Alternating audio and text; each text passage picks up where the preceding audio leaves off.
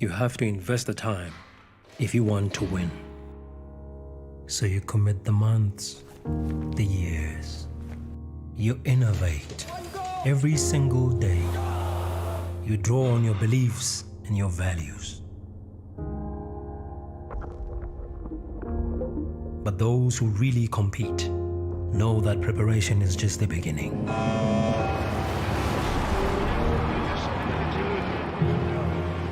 When different minds think together and are determined to keep going when others give up, that's how you navigate through any conditions. You focus on the boat. Victory is determined by the mind. Thinking, pulling together.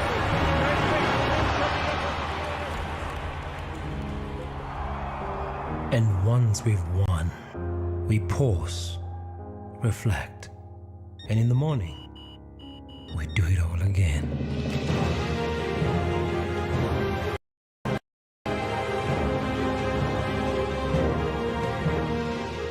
Welcome to corporate and investment banking. Welcome to R&B. Chatting to Armstrong Dube, brand representative for Nutri-Tech and Durate. Armstrong, coming down to the Buffalo Regatta, is this what you expected when you were told you were heading down towards the Buff this year? Look, when we came down here, we were actually expecting some sort of an event, but day one kicked in and we were mind blown. It's amazing to be here. As far as the brand is concerned, how important is it for you guys to be involved in these endurance events and getting the brand out there? So basically, the Endurate brand basically focuses on endurance sports, which also includes rowing as well. So as a brand, we're actually quite excited to be here, to be sharing some of our products that these athletes are going to be using going forward, and also interacting with them as well, just finding out what works, what doesn't work for them.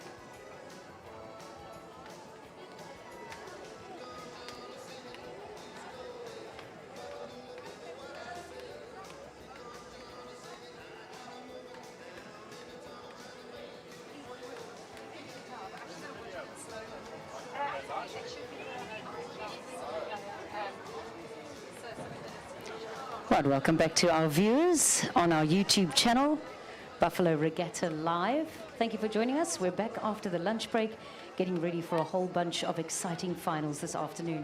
The best rowing talent from across the country has descended on East London for the popular annual R&B Buffalo Regatta, and today, of course, is the Selborne Sprints Day.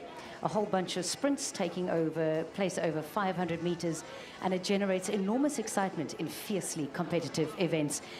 You'll hear yourself on the screen as the boats come across the front of the clubhouse, how the support crescendos from all the teams gathered on the balconies. Absolutely awesome and spine-chilling stuff. So thank you for tuning in and joining us. Our first race this afternoon is the final of the junior men's under 15 quads. That's scheduled to kick off at 2:10.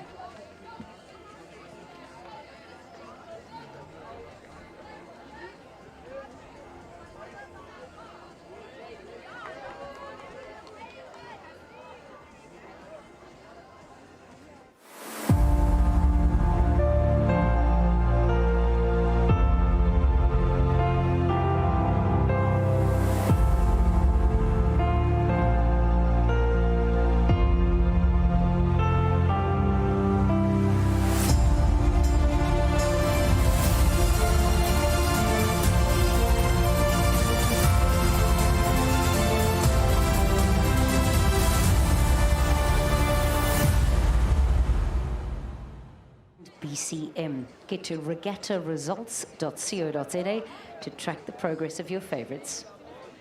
Remember to keep your masks on, keep drinking water, and keep applying that sunscreen.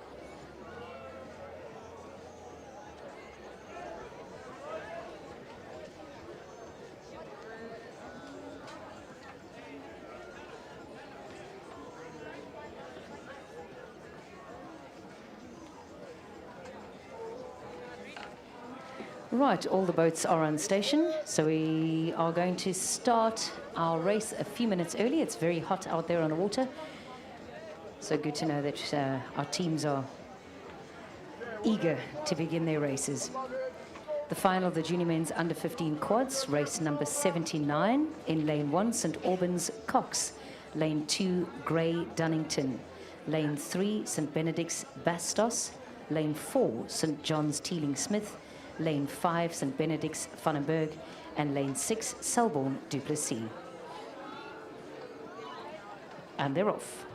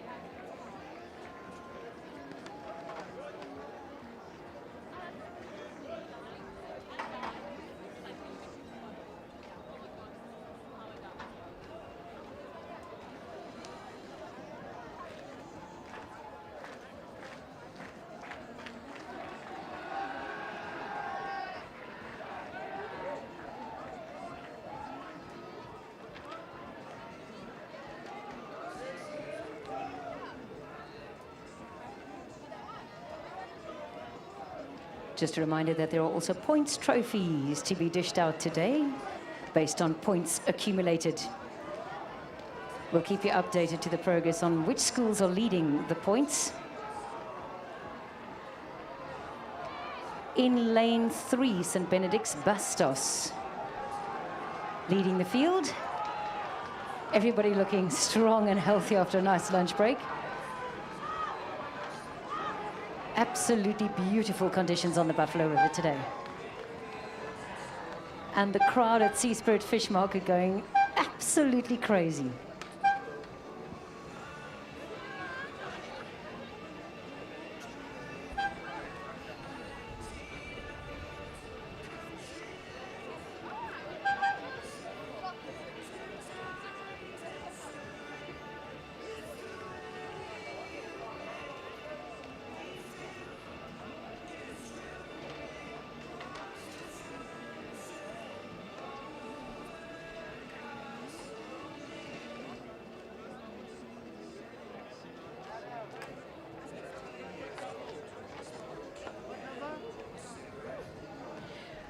Race number 80 lining up now. It's the final of the junior men's first pairs. In lane 1, Sachs. Please note they have no number on their boat.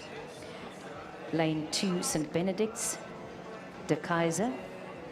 Lane 3, Jeppy Clausen. Lane 4, Selborne. Lane 5, Jeppy Franken. And lane 6, St. Benedict's Carrera.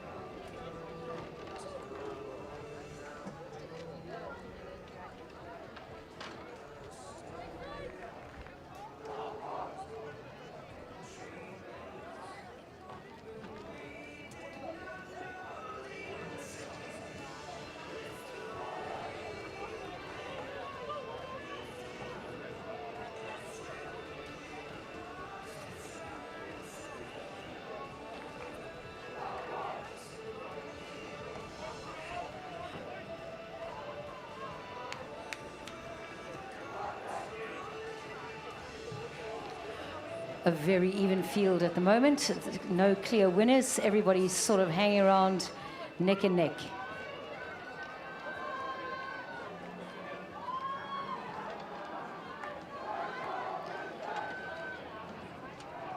There we go. Looks like we've got a nice little tussle between lane 2, St. Benedict's de Kaiser, Selborne lane 4, Jeppy lane 5, and St. Benedict's Carrera in lane 6.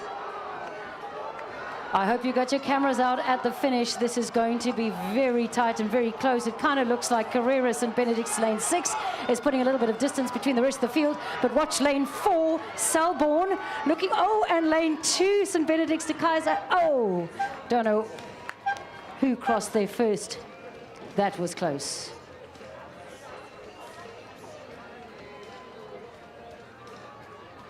We'll have to wait for those official results. What a finish, what a finish. Right, if you got some medals yesterday because you ended in first position, please come and collect your medals if you haven't done so already. The final of the junior women's under 15 sculls, PGRC Cahill, there's a medal waiting for you. The final of the junior men's under 15 sculls, St. Benedict's Jasson, there's a medal waiting for you. Final of the junior women's under 19 second doubles, St. Andrew's Girls Potgieter, there's a medal waiting for you. Please come through to Regatta Control and sign for your medals. Then there's also junior women's under 16 scull, Holy Rosary Rutger, please come and collect your medal.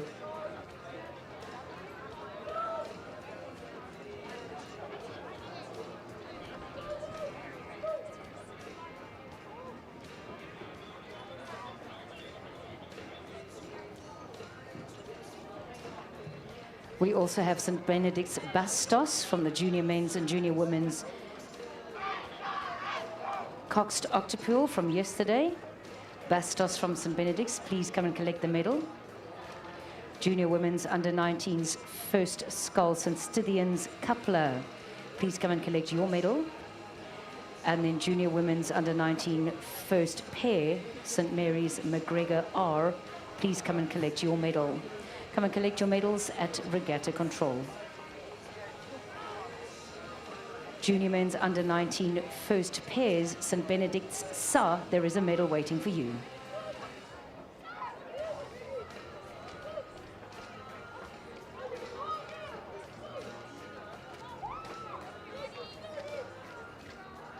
Let your mind wander for a moment to a place that redefines natural beauty. A place that has remained untamable for generations. A place that is truly wild.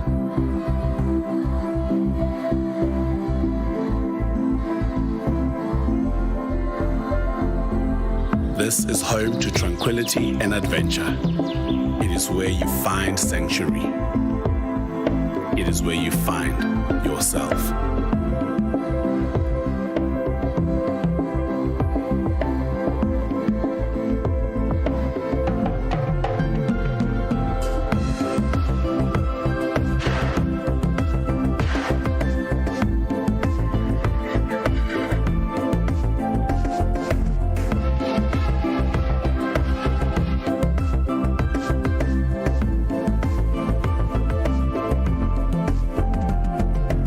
Here along the stretch of South Africa's eastern coastline, there are treasures to be found. They cannot be held, but they are seen and felt in every inch of this unspoiled land. Ikhaya lamaXhosa.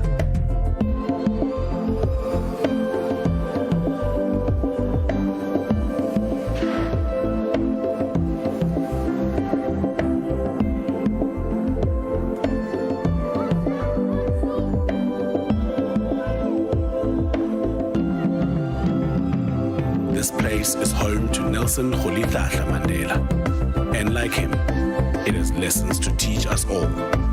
Here we are all witnesses to the artistry of nature, and its wonders are waiting for you.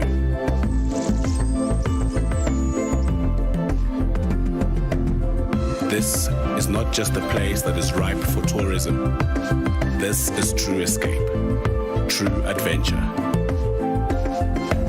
This is the Wild Coast.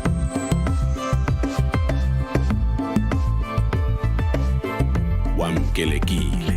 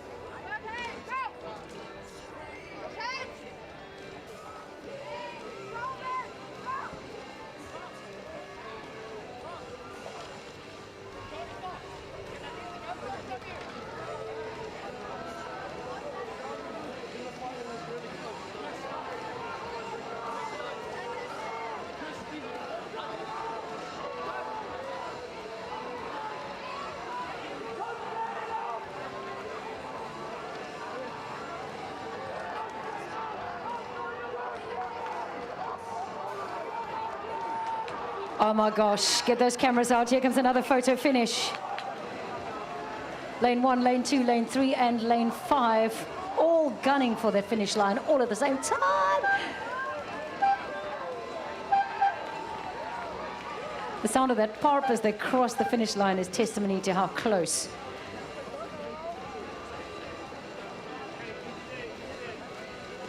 our athletes were.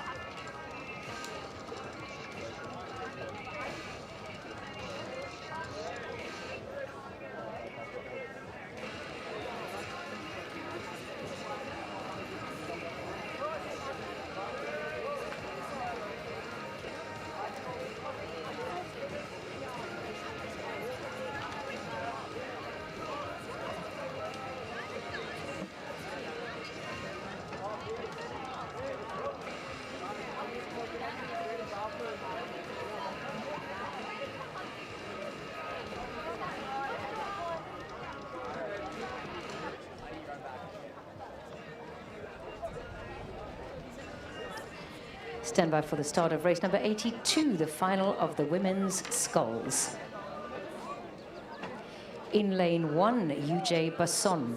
In lane 2, Stellenbosch Steltman. In lane 3, Tux King. In lane 4, Tux Alves. In lane 5, UJ Ennis. And lane 6, UCT Makaza.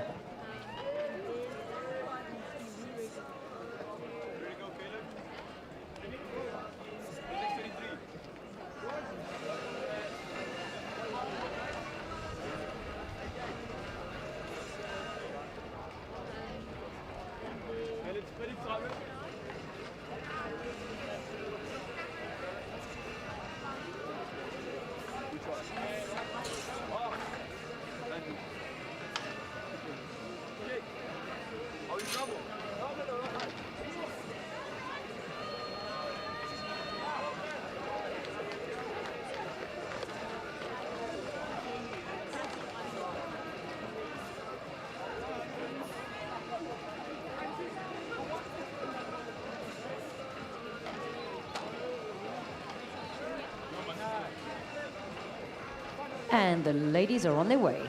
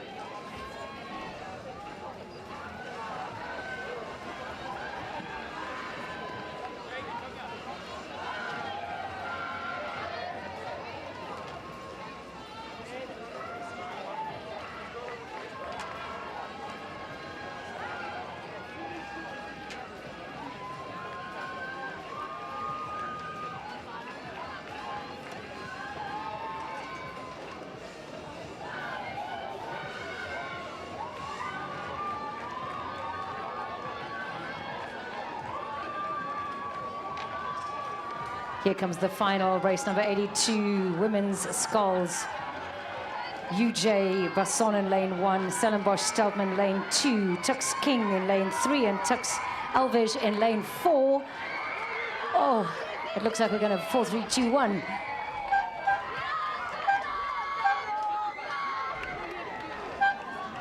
Well done, ladies.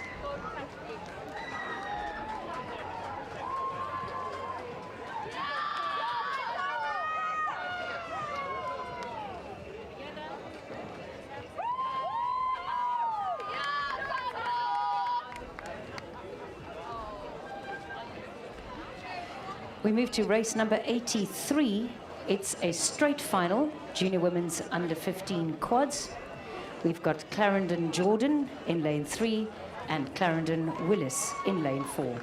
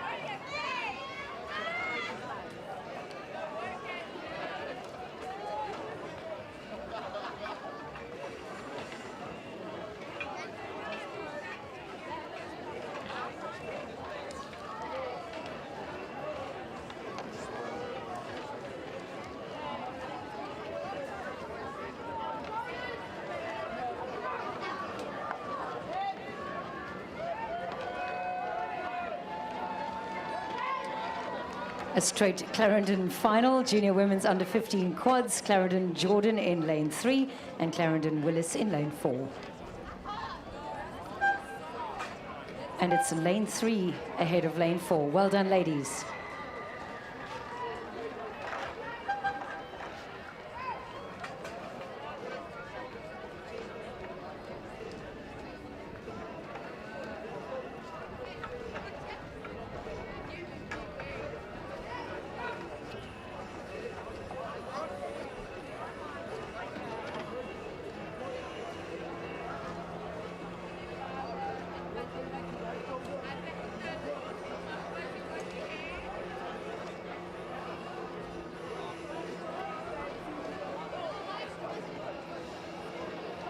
Thank you to our sponsors, RMB, ECDC, and BCM.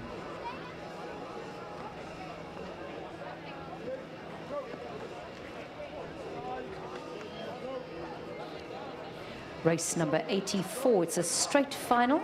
Junior men's second Coxed 8s. I love watching 8s. Pure Poetry on Water, St. John's Clava in lane 1, Selborne Photo in lane 2, St. Benedict's Ford in lane 3, Jeppy Loughton in lane 4, Rondebosch Bartram in lane 5, St. Stithians Makinete in lane 6, and Buffalo Class in lane 7.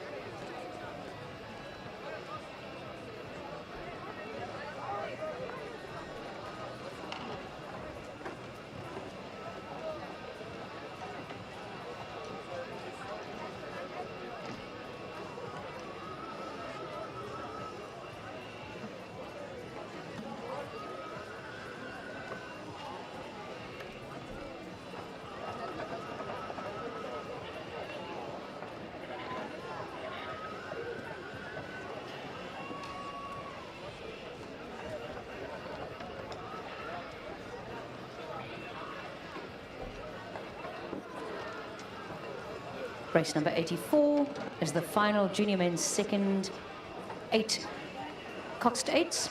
It's a straight final. Please note lane 5 Rondebosch is scratched.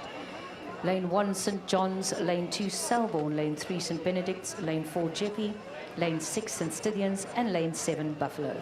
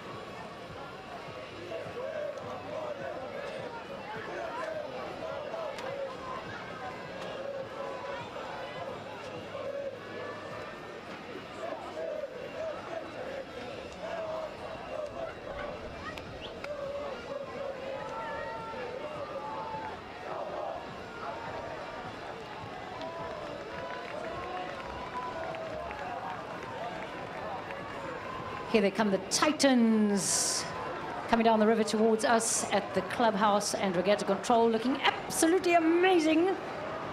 St. Benedict's in lane 3 looking the strongest so far.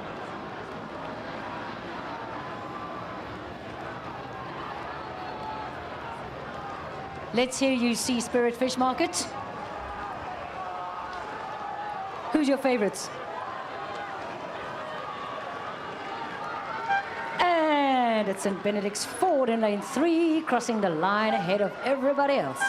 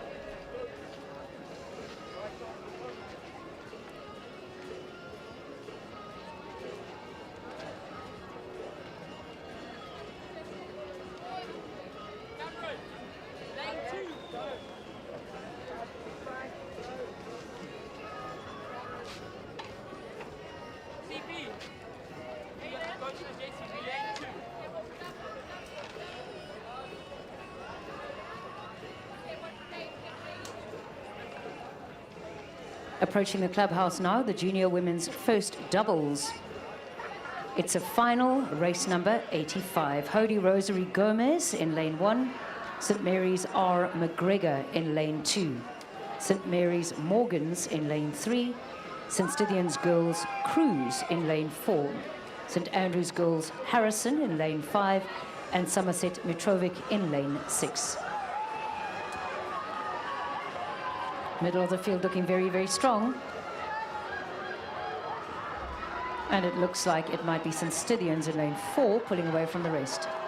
But watch lane 5, St. Andrews, not ready to relinquish first position just yet. It's going to be a lovely and tight finish between lane 4 and lane 5.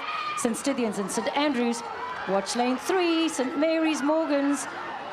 And lane 1, Holy Rosary Gomez. Oh my goodness.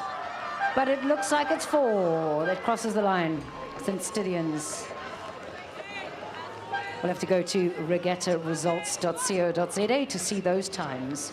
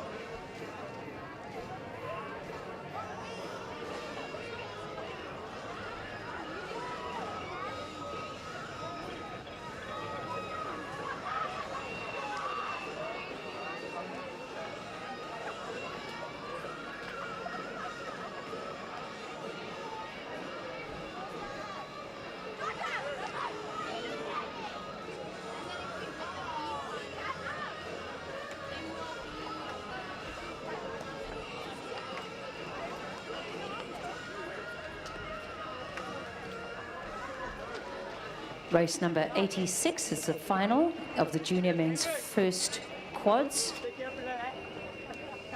from heats 1 and heats 2.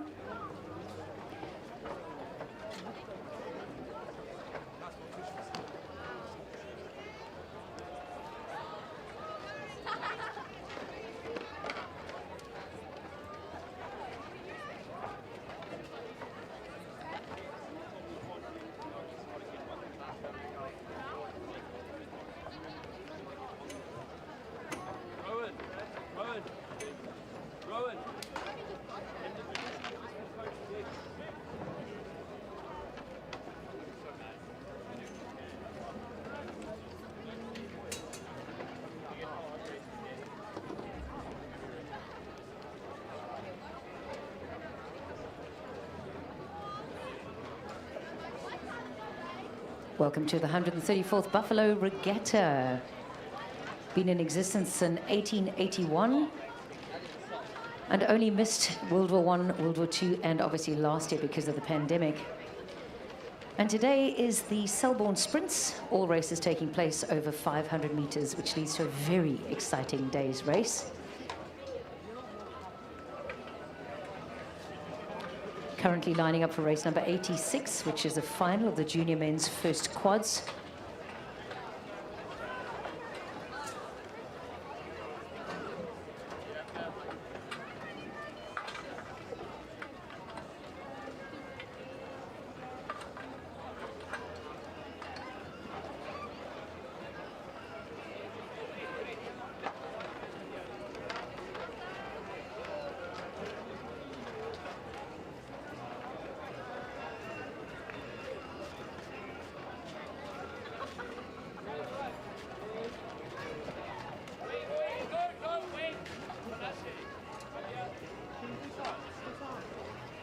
St. Benedict's in lane 1, St. Albans Butter in lane 2, St. Albans Ward in lane 3, Somerset lane 4, Jeppe lane 5, and Rondebosch lane 6.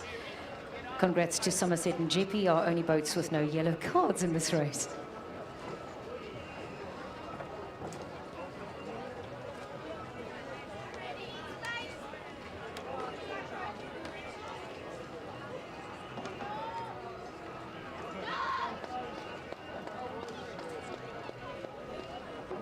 It's getting really warm out there, ladies and gents. Please remember to stay hydrated and get that sunscreen on. The YouTube live streaming is at Buffalo Regatta Live. You can have a look on YouTube for Buffalo Regatta Live. And then if you need to track the results, regattaresults.co.za.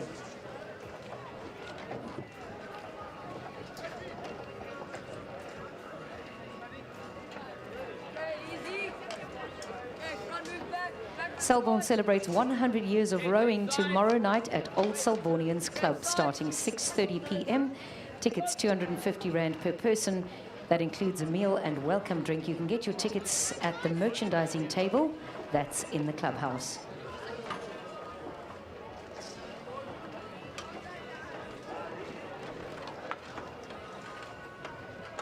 Don't forget there are some points trophies to be dished out today for points accumulated by schools. We'll keep you updated on that progress as we go.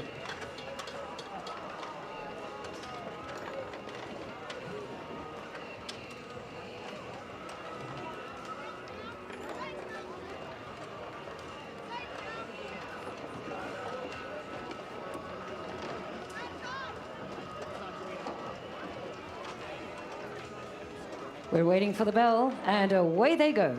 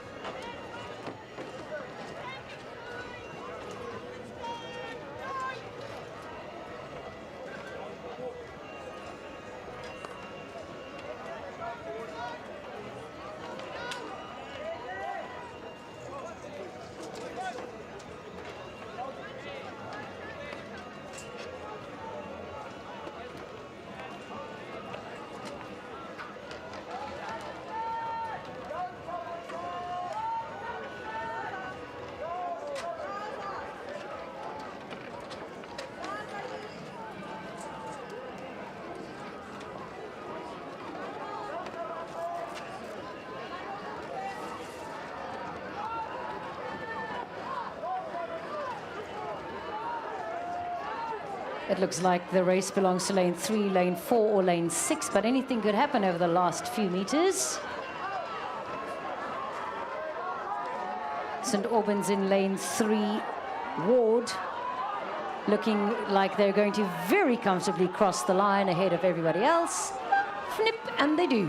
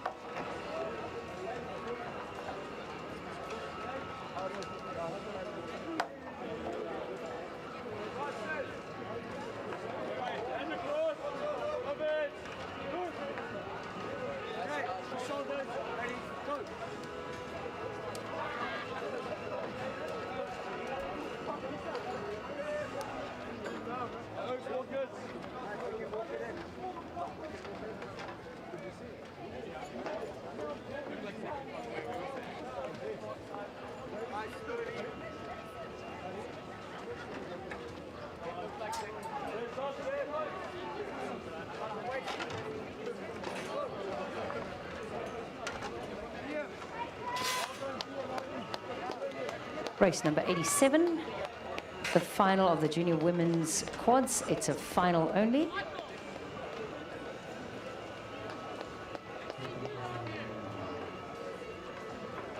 We've got St. Stithians girls Grissel in lane 1, PGRC Murphy in lane 2, Holy Rosary Rutger in lane 3, Clarendon Stradom in lane 4, St. Andrews girls Dick in lane 5, and Holy Rosary Fenter in lane 6.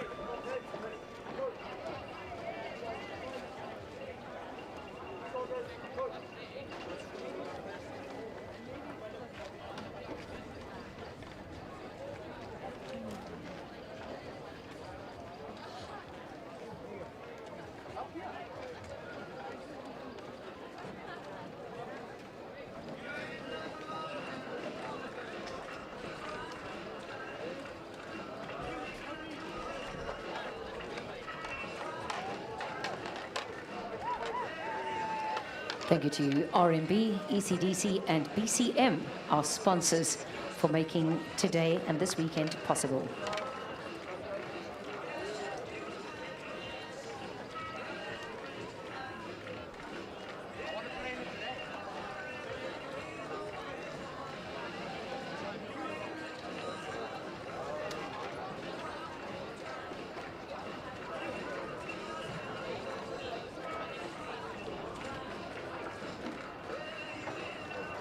And here they come, the junior women's under 16 quads. It's a final only, race number 87.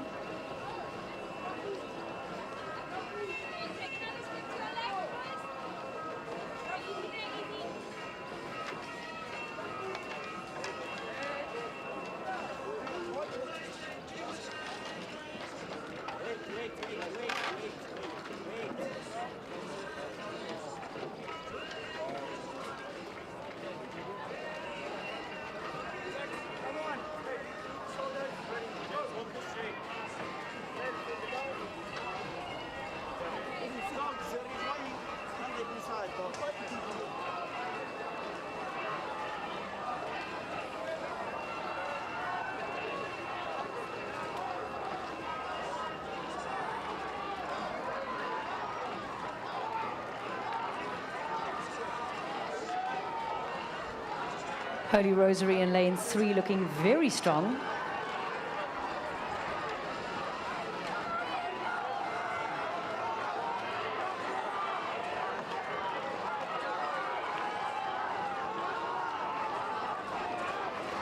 The race is on between PGRC in lane 2 and lane 5 St Andrews for second place. Looks like it went to PGRC.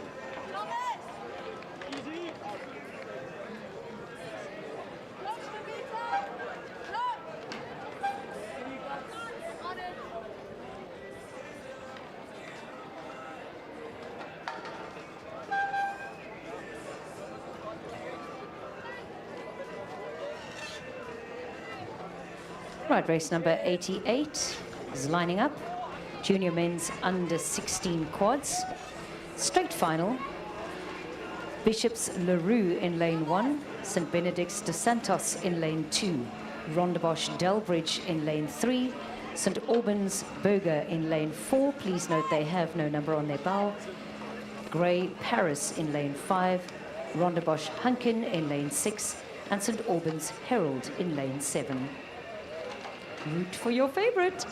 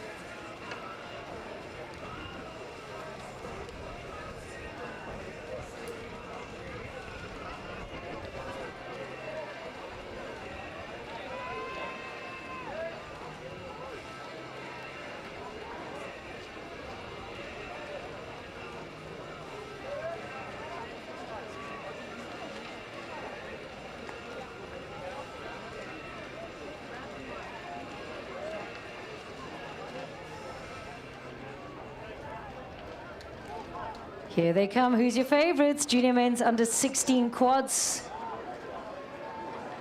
Looking fantastic on the water. Lanes 2, lanes 3, and lanes 4.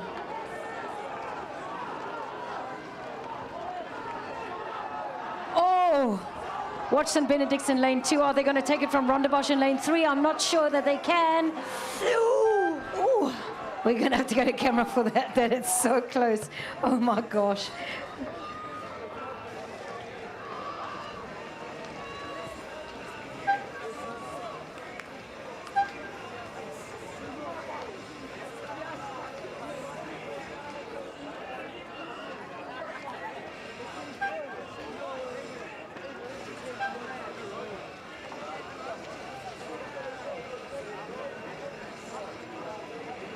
Don't forget there are points trophies for our schools, gents schools and ladies schools, for points accumulated throughout the races today.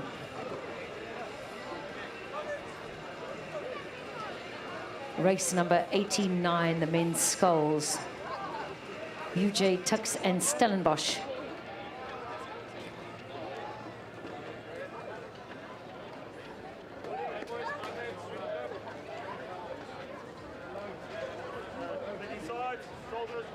We have UJ Zwane in lane 1, UJ Conradi in lane 2, UJ Haydock in lane 3, Tux Mittendorf in lane 4, Tux Shabalala in lane 5, and Stellenbosch Rutulas in lane 6. This is going to be a good and fast race.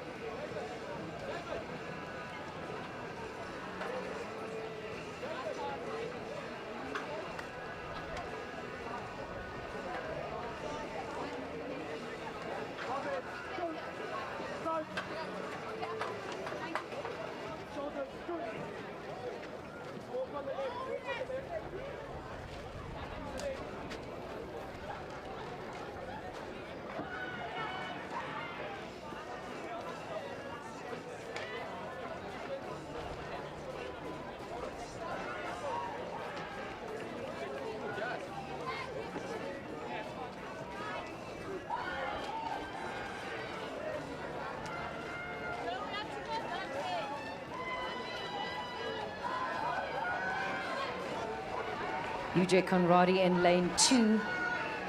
Tix Mittendorf in lane 4. It looks like it might be Mittendorf pulling away from Conradi.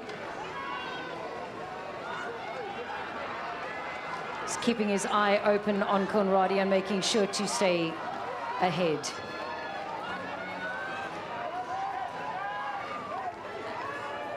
And it is Mittendorf in lane 4, followed by Conradi in lane 2.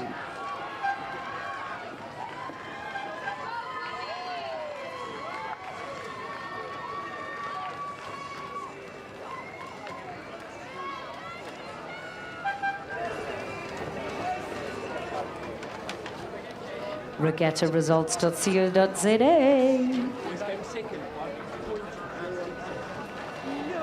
Race number 90.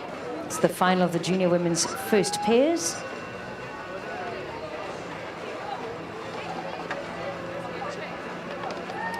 There on the start line, St. Mary's L. Swingler in lane 1. St. Stithians Girls Kawalenga in lane 2. St. Mary's R. McGregor in lane 3. St. Mary's Sheen in lane 4. St. Andrew's Girls Bellis in lane 5. And Holy Rosary Nicholson in lane 6.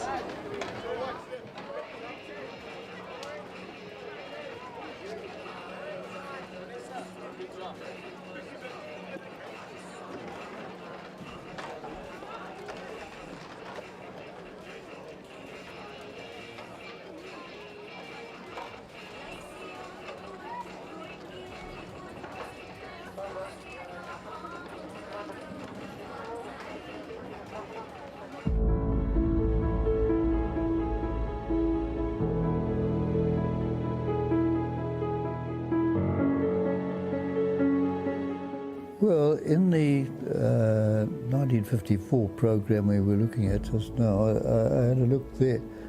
There was, of course, a completely different format. The Buffalo always used to be on the 16th of December, which was a national holiday. There were 6 trophies that were rode for from early days in East London, which were all for only local competition.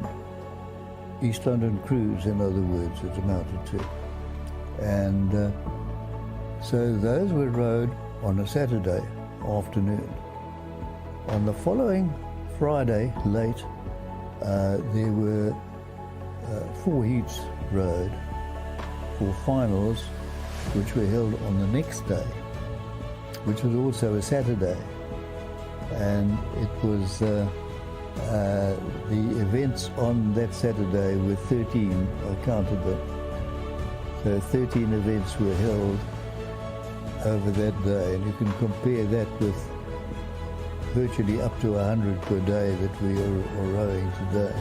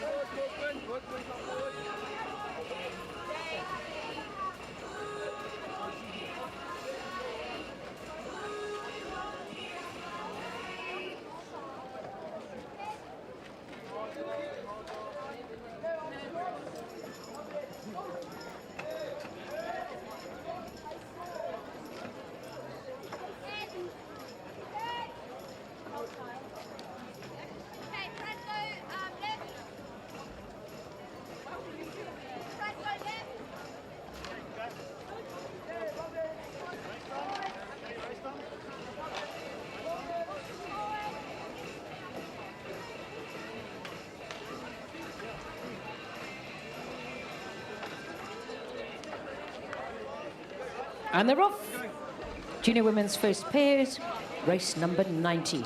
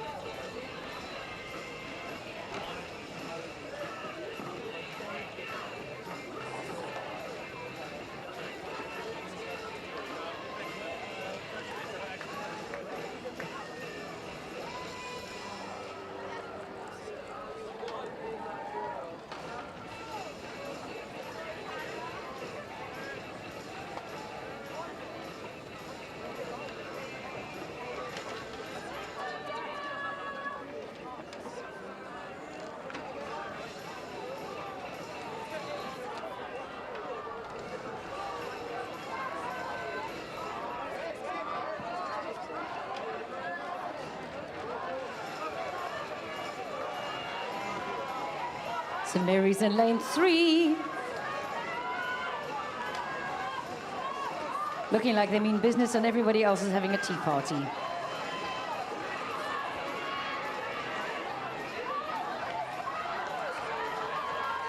Watch sneaky lane 1, St. Mary's Swingler. Deciding if he can't get first, he's definitely going to get second. Ooh. Good job, ladies, good job.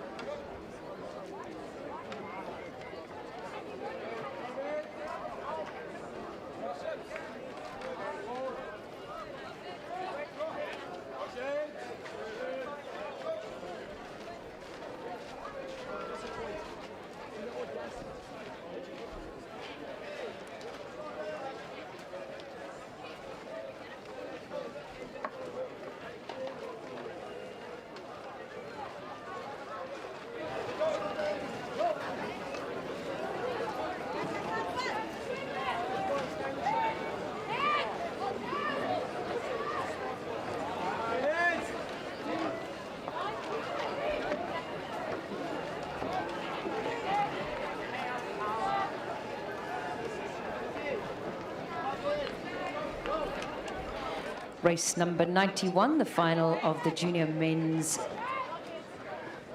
doubles.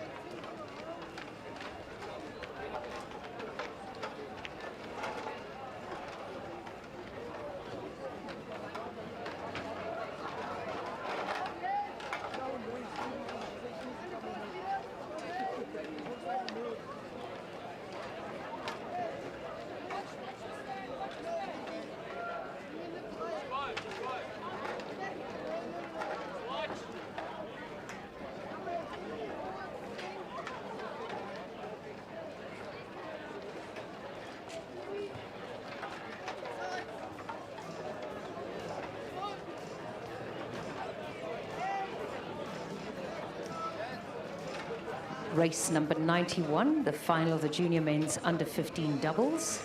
In lane 1, Bishops, Van der Walt. In lane 2, in lane 3, St. Albans, Coxed. Lane 5, Grey, Dunnington. And lane 6, Selborne, Pretorius.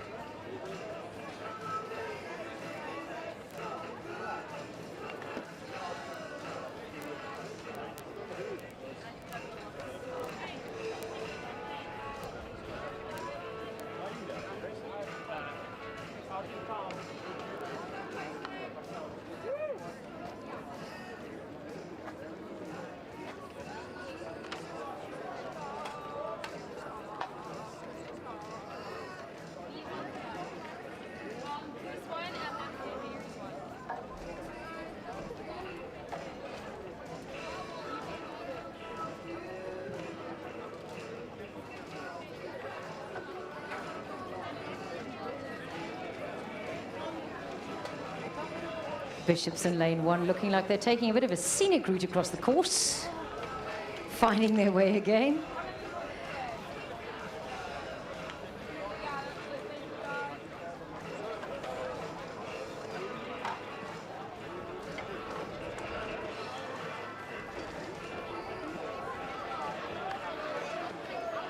And it looks like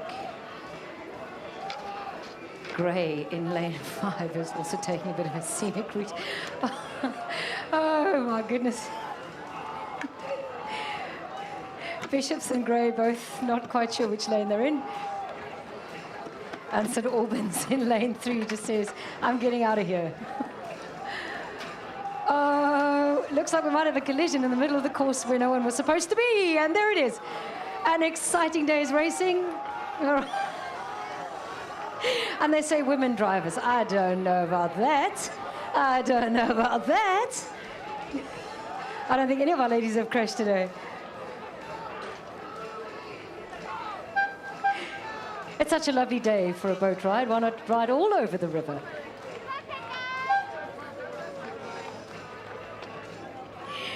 Right, that was not boring. Definitely not boring.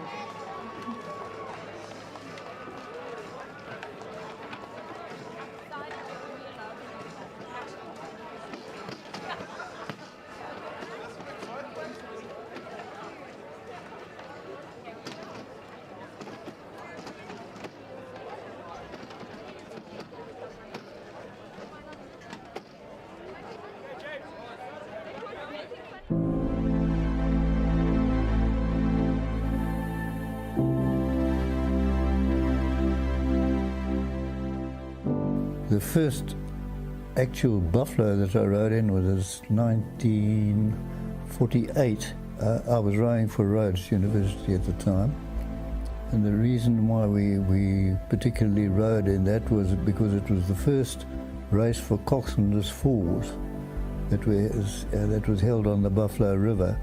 They had never been used in this country before, and we knew that the crew back from the Olympics who had raced Coxless Falls and had won the Wirefold Cup at Henley were coming back, and they were entering in Buffalo. And Leander from East London and Rhodes each had new Coxless Falls, which we just learned to use. And so that was the first Coxless Fall race, and of course all senior rowing became Coxless a couple of years after that.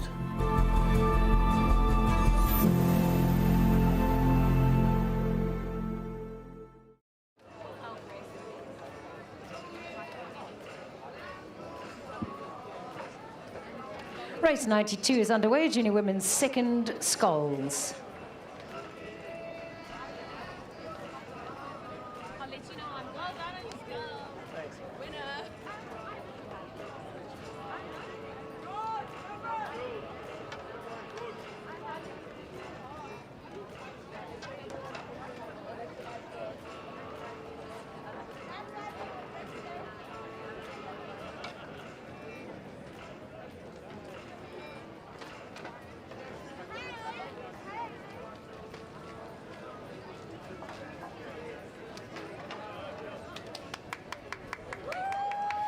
St Andrews Taylor in lane 4, looking quite comfortable, quite far ahead. But watch lane 3, St Stithians Leach sneaking up. And it looks like Leach might even overtake Taylor. Taylor putting a bit more effort into her strokes there, putting a bit more distance between her and Leach.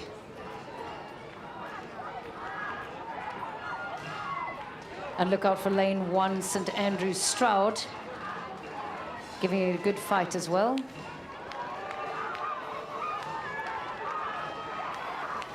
Support on the bank reaching operatic levels.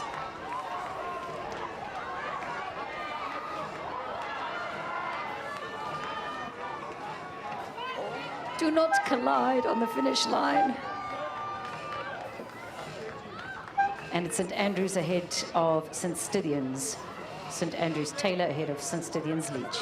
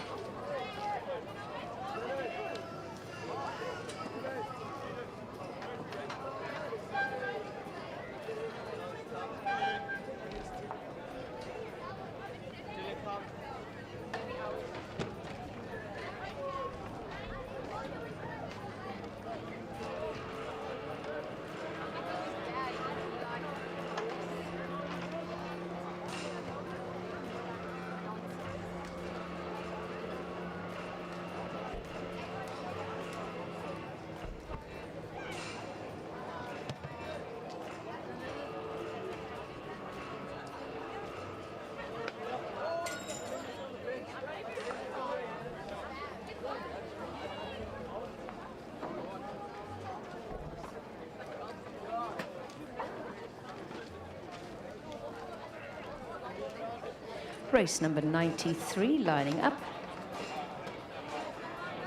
It's a straight final. Junior men's second quads.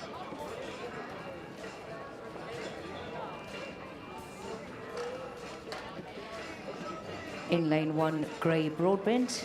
Lane 2, Somerset Williams. Lane 3, Bishops Leith. Lane 4, Buffalo Sony. Lane 5, Jeppy Preston, and lane 6, St Stithians Makanete.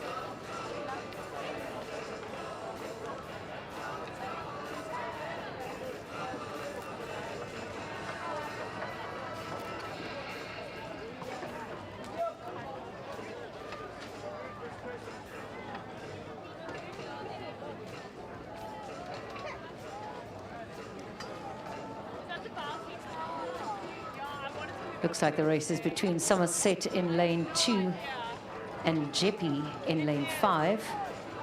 But we still have quite a few meters to go and anything could happen. Looks like we had a little bit of a crab and a wobble there. Grey Broadbent in lane 1. And Jeppy pulling away from the rest of the pack in lane 5. So it's down to St. Stithians in 6 and Somerset in 2 for second place.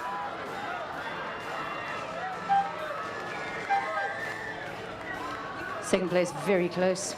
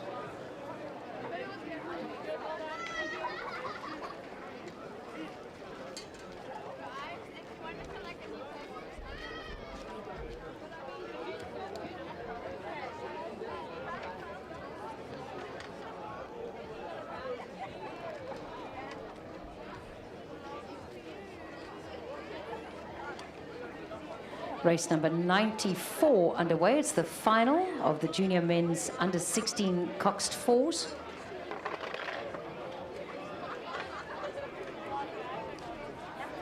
Sax Paulson lane 1, St. Andrews Mapur lane 2, St. Benedict's Krishnasamy lane 3, St. John's Van Westhuizen 4. Lane 5 is St. John's Greyling, lane 6 Selborne van Rooyen, and lane 7 Grey Douglas.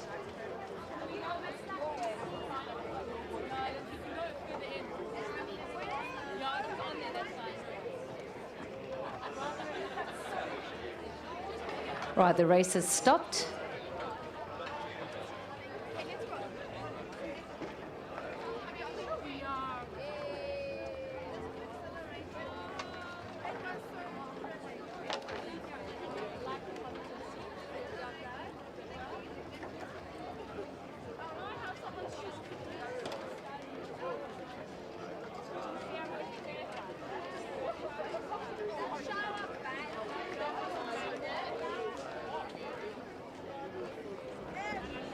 Right, there was a crash in the first 50 meters between two of the crews, so they're heading back up to the start for a restart.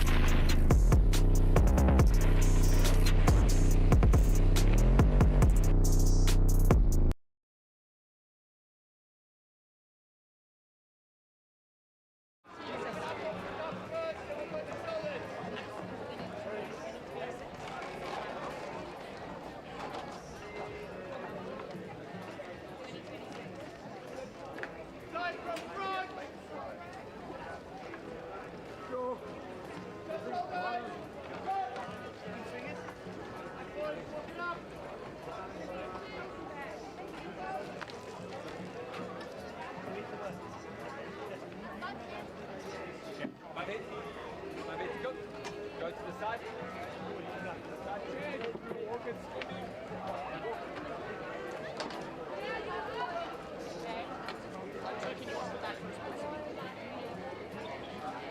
heads! Good! Nick, above heads!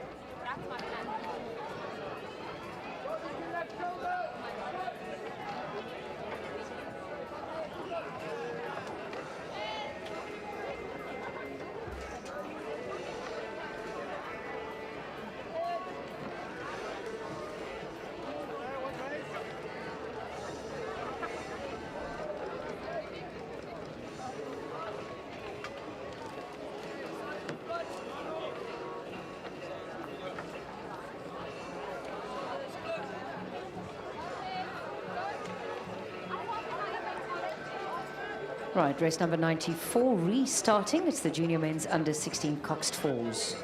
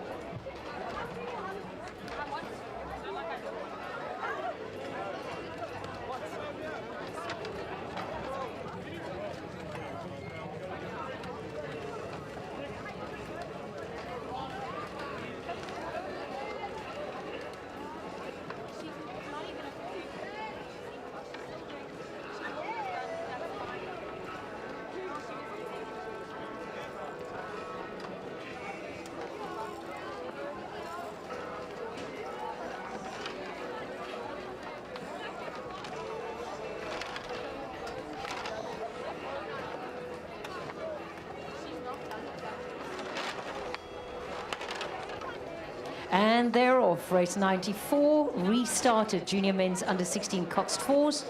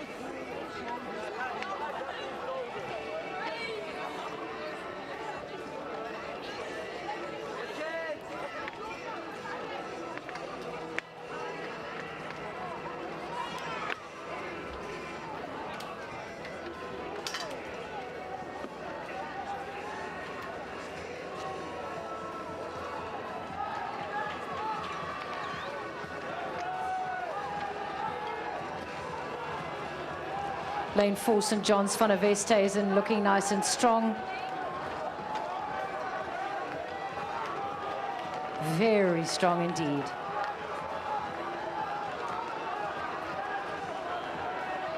And both the East Bank and the West Bank going absolutely crazy, cheering for their favourites. It's a lovely day on the Buffalo River today in East London. If you're tuning in on our live broadcast, thank you for joining us. And thanks to RMB, ECDC and BCM, our sponsors, for making these exciting days of racing possible.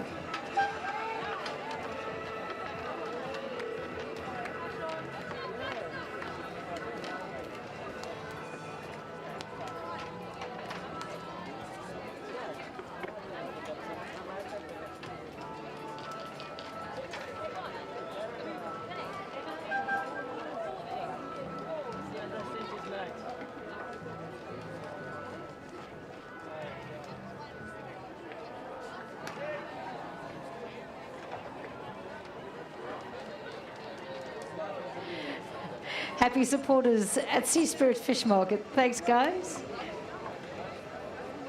Race number 95, the finals of the junior men's under 16 Coxless Falls is underway. Watch closely. There's no Coxes in these boats. And it looks like we're ready here to restart. Because it looks like between lanes 3 and 4, we're getting a little romantic. It is Valentine's weekend after all.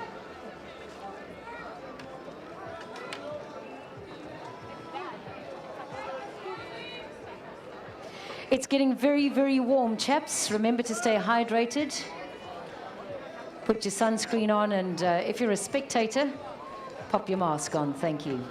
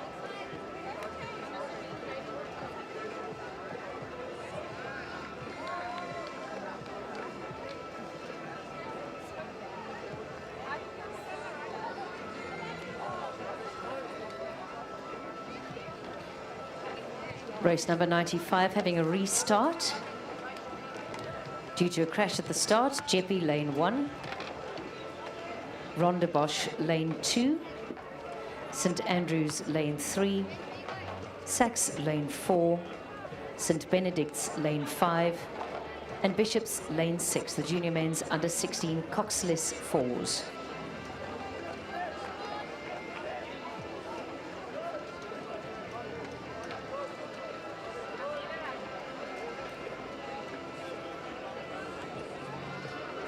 Challenging to keep a boat straight when you're also rowing for your life.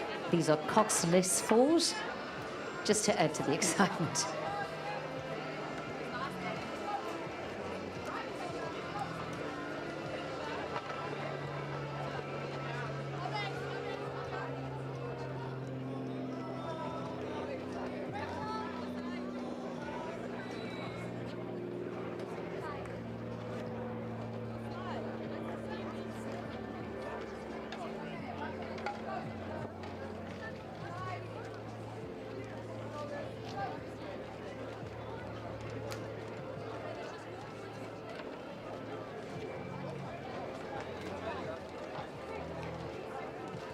And they're off. Looking nice and straight so far.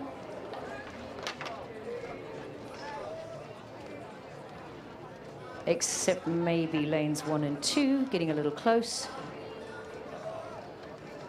Managing to move back into lane 2, Rhonda Bosch.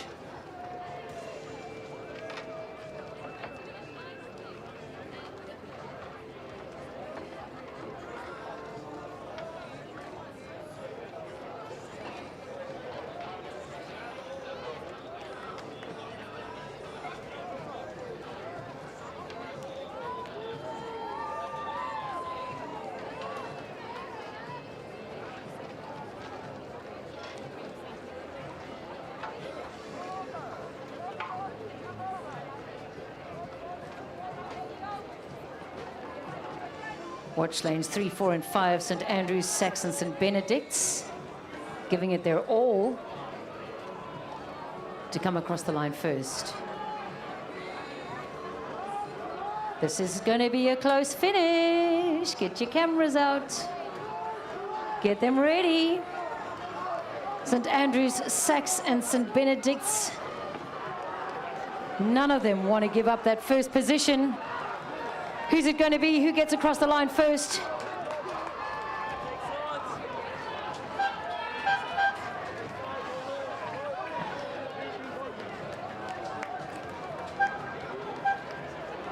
regattaresults.co.za. Get there soon and you'll see those times. The next race is off already, race number 96, the junior women's under 15 sculls. It's a final only. Somerset Smith lane 1, PGRC Cahill lane 2, Clarendon Vaudrey lane 3, Somerset Barnfather lane 4, Clarendon Jordan lane 5, and Clarendon Willis lane 6.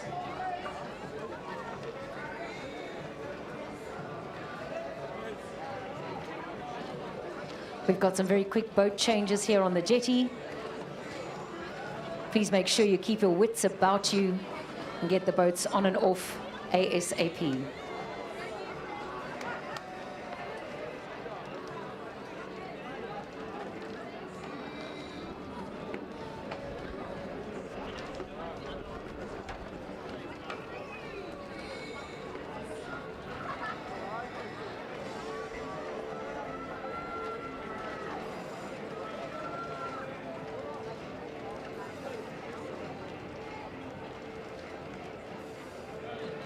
PGRC Cahill in lane 2 looking strong.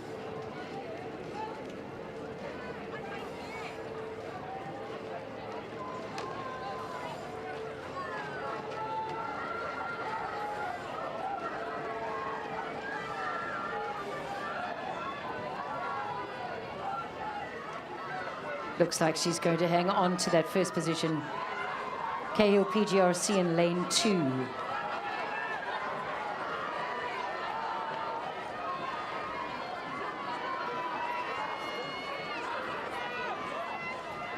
Ladies are making it look so easy this afternoon, so absolutely easy.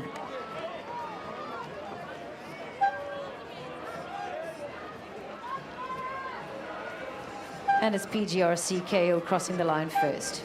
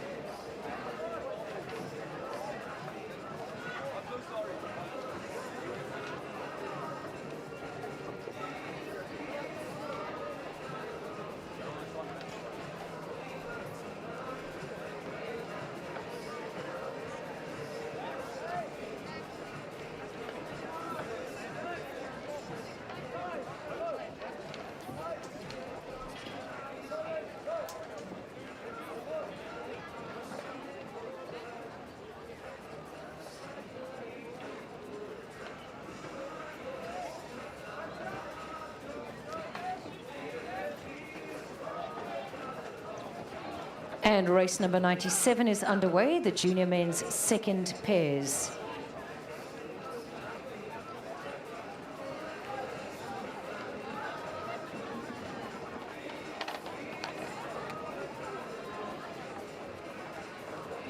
Bishop's Leith in lane 1, St John's Besson in lane 2, Selborne Muller in lane 3, Selborne Risto in lane 4, St John's Mutetwa in lane 5, and Rondebosch Brearley Becker in lane 6.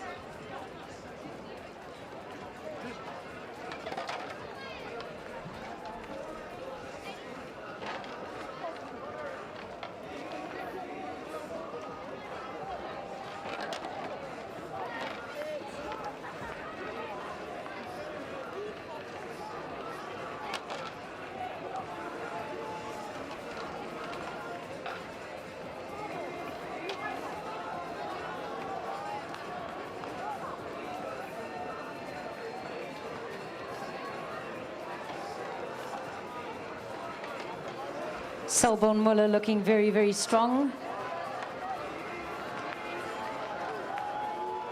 But watch St. John's Mutetwa in lane 5. I think Selborne's going to take it.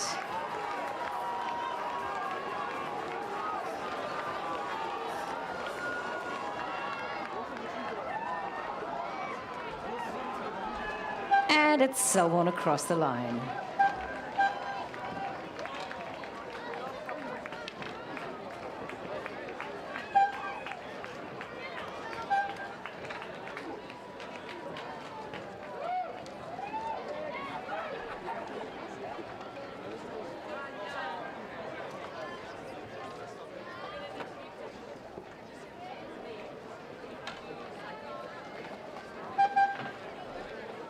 Teams, if you could be aware of the positions of your blades, please, and keep them out of the way of walkways. Please keep your blades tidy and out of the way of walkways. It's causing a little bit of chaos with the traffic.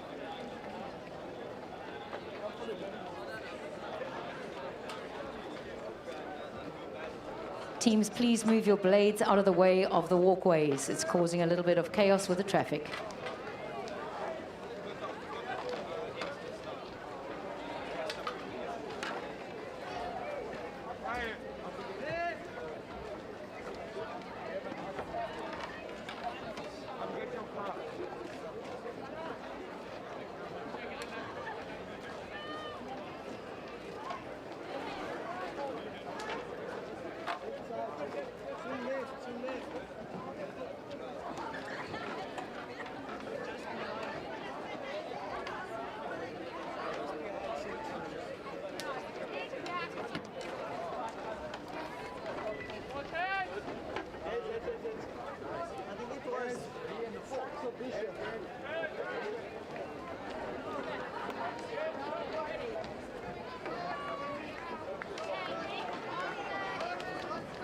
Race number 98, junior wins under 16 doubles, is underway. VLC Wetzela in lane 1, St. Andrews Girls Dick in lane 2, PGRC Day in lane 3, Holy Rosary Rutger in lane 4, Holy Rosary Thirlwell in lane 5, and St. Stithians Girls Grissel in lane 6.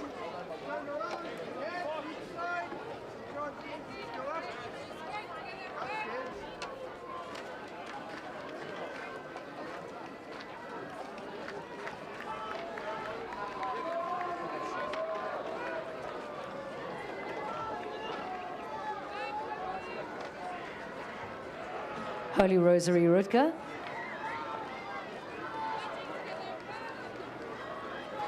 Putting a lot of distance between themselves and the rest of the field.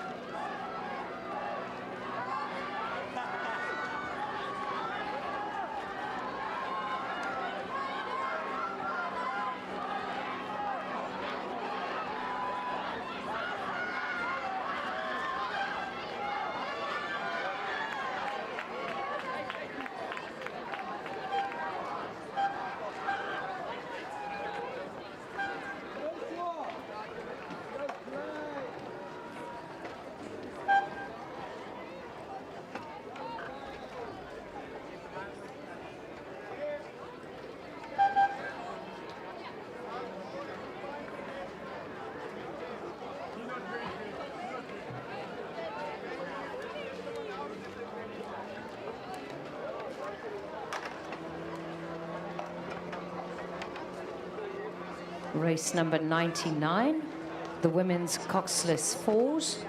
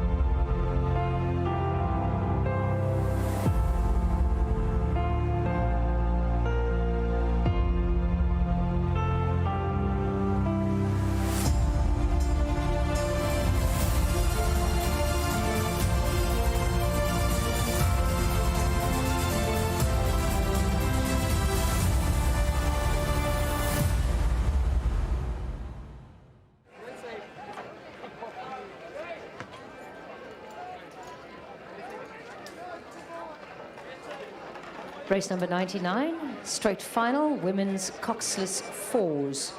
UCT Gross in lane 1, Tux Pollock in lane 2, UCT Erneston in lane 3, UJ Muldoon in lane 4, UJ Moreira in lane 6, and Tux King in lane 7.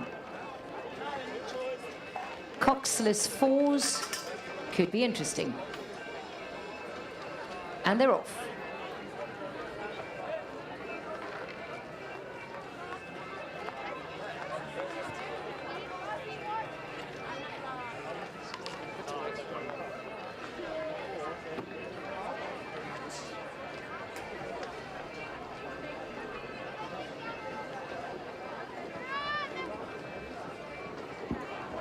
One, two.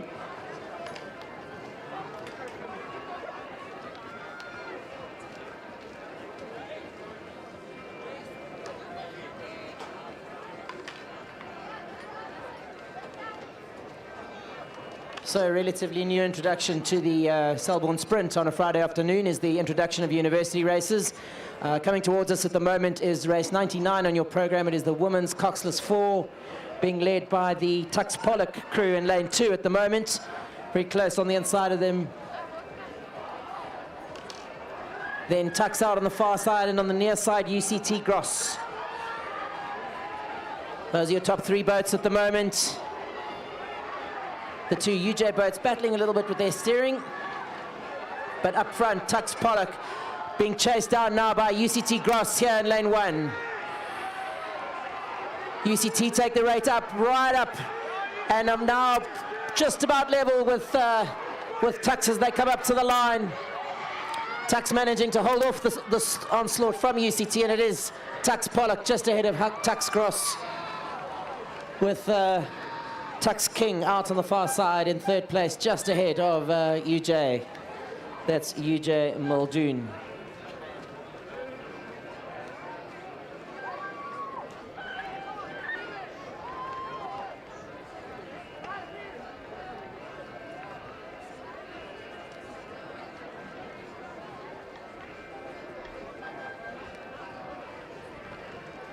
Those of you winning events in yesterday's Buffalo Regatta and in today's Selborne Sprint, you can collect your medals at the back of the officials' tower and the time box.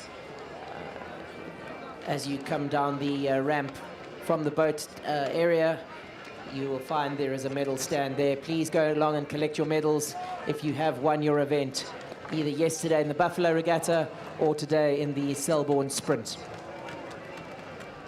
Next up on the program is the junior men's Coxed 4. Should be 6 boats lining up: Bishops Durant, Selborne Rawlins, St Benedict Saar, JP Franken, St Andrews Ritchie, and St Stithians Aquat. Just about ready to go.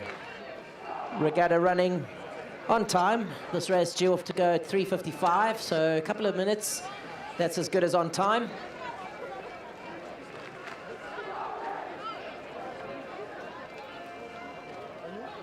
And there's a go on the junior men's Coxed 4.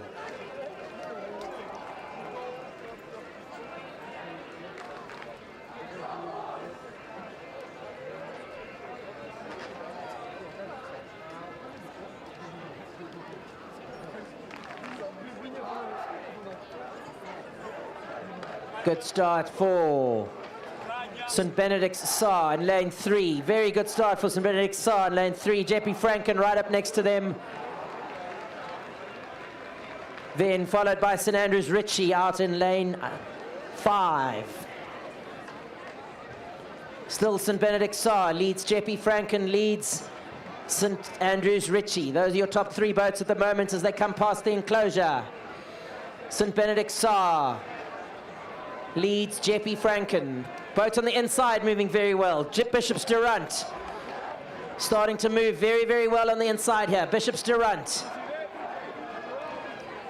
But up front it is still St Benedict's Saar, followed by JP Franken.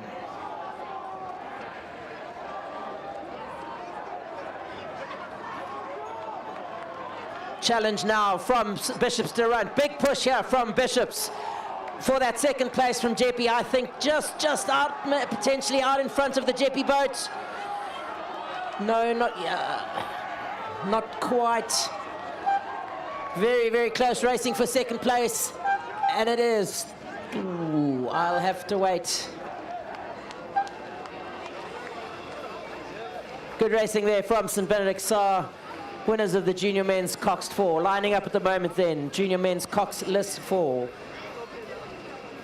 Rondebosch Bartram, St. Benedict's McMaster, St. Andrew's Cotton, Sachs Bennett, St. John's Giltro, and Sachs Duck.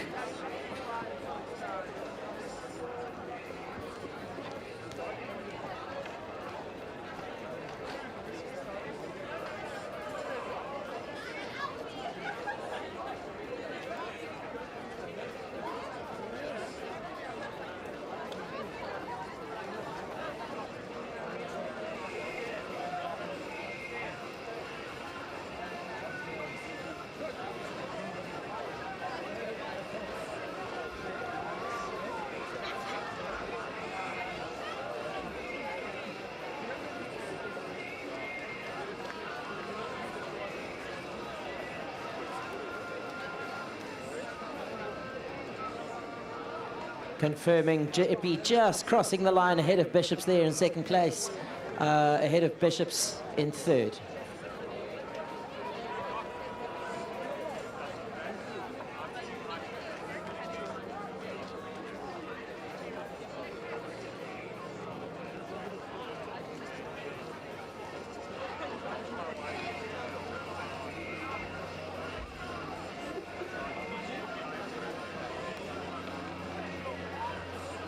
Sorry, correction.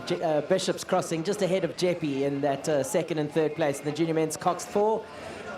Cancellation now here of the Coxless 4. Trying to understand why.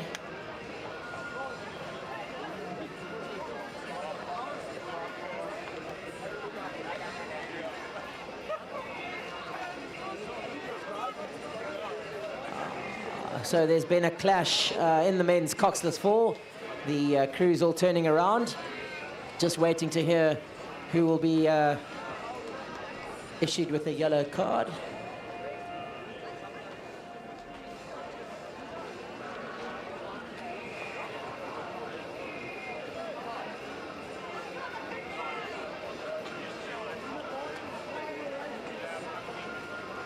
So Sachs in lane 4. Oh. They're two Sachs crews, I beg your pardon. One of the Sachs boats encroaching on the St. John's boat in the middle.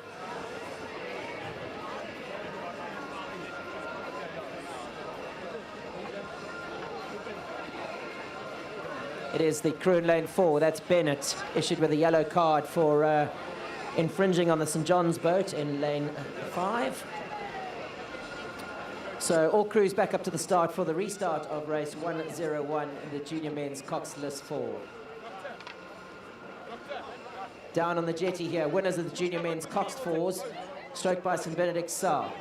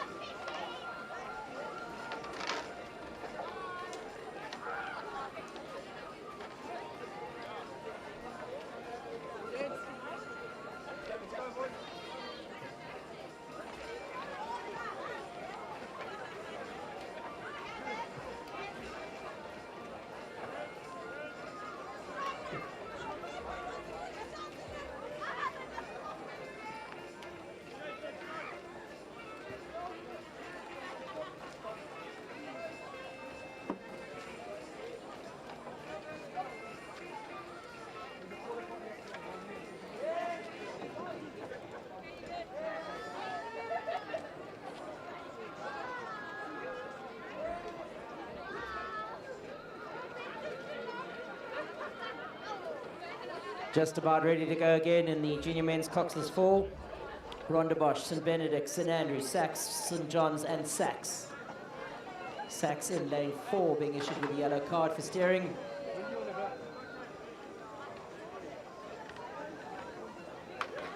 Just about ready to go.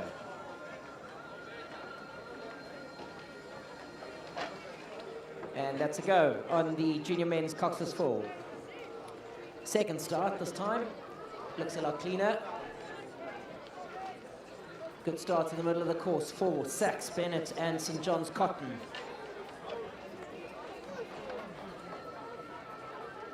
Sachs moving very well out in lane 4 at the moment. Followed by St. Andrews Cotton and St. Benedict's McMaster. Those look like your top 3 boats at the moment. Also moving well, St. John's Giltro out on the far side. Sachs in lane 6, just coming over into St. John's water a little bit.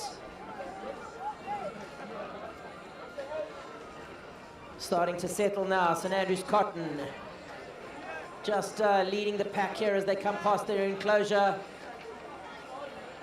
See, they've got their blades over the boys, so they are out of their water at the moment. Being chased by St. Benedict's McMaster. Then in the middle of the course, Sachs Bennett still there.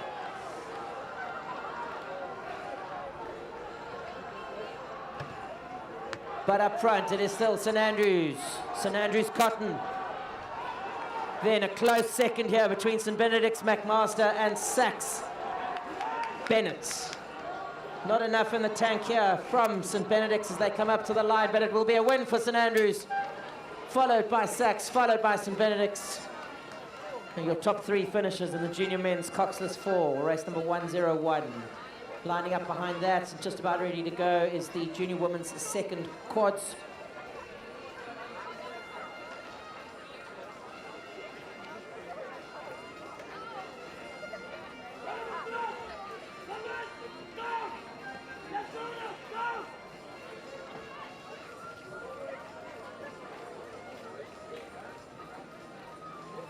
And the junior women's second quads has got underway. Just 3 boats in this race.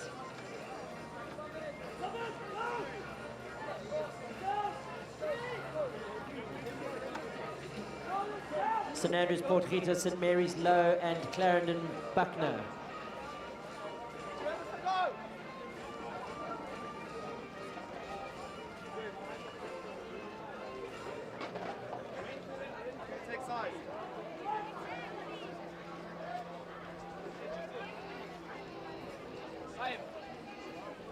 Miles! Side! Stay on cross! On heads! Go, boys! Go!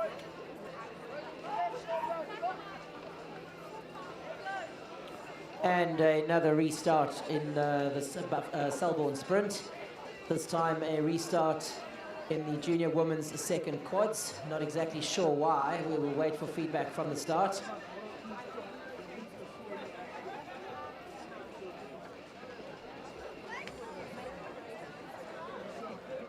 Shouting to Mr. Andrew Dura, headmaster of Selborne College. So, 150-year-old anniversary for the school this year, and the oldest rowing school club in the country. It must be quite an achievement. You must be quite proud of what you guys have done. Yes, thank you very much. To celebrate a 150th for any school is a really special time. A lot of hard work's been put into preparations for the last few years for our year of 150th. And we just hope that it's going to be a special year for the boys and their parents and our community. It's been 2 years of isolation. I'm just glad that we can celebrate in such a way. And then from a rowing club's perspective, you know, we're very proud of the fact that we're the oldest rowing club in South Africa, celebrating 100 years. And a lot of credit must go to the rowing club and the community for their commitment and dedication to the sport, and hope that they can enjoy the rest of this weekend of the Buffalo Selborne Regatta.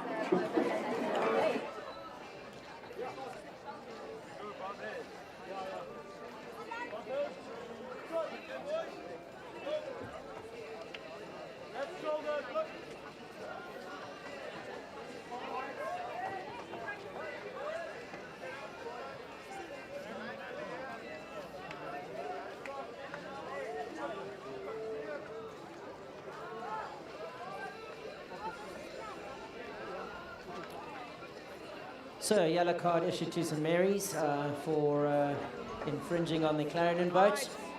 So, as these crews turn around and line up again at the 500-meter mark.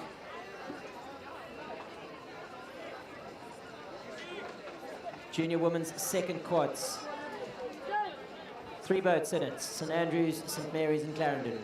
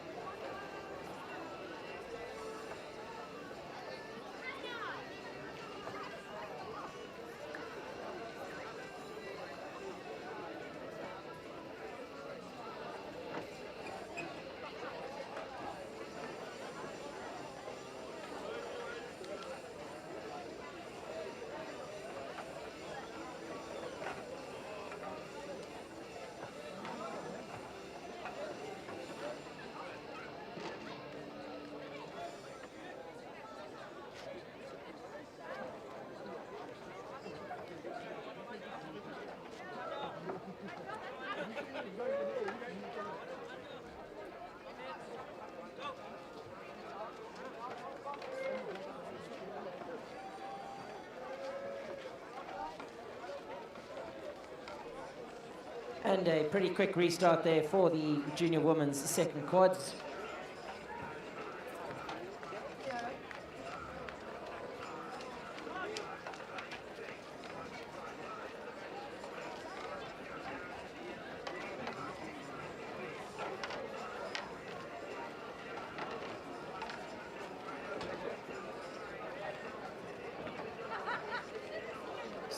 Very little in this between St Andrews Portgieter on the near side, St Mary's low in the middle of the course, and Clarendon Buckner out on the far side. Small advantage potentially to St Andrews as they come into the enclosure.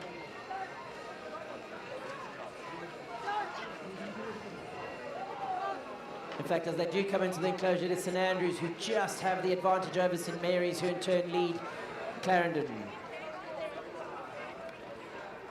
Big push from St Mary's in the middle of the course, but St Andrews still moving away. In fact, as I say that, St Mary's just find another gear and start to move on St Andrews. Very little to go, very little left for St Andrews to come up. Just keeping that bow out in front of St Andrews at the moment.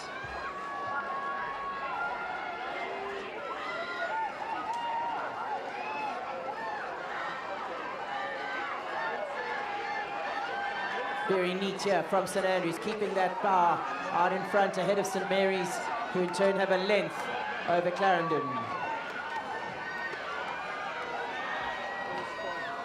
So it's almost half a length as they come up to the line. In fact, it is half a length as they come up to the line.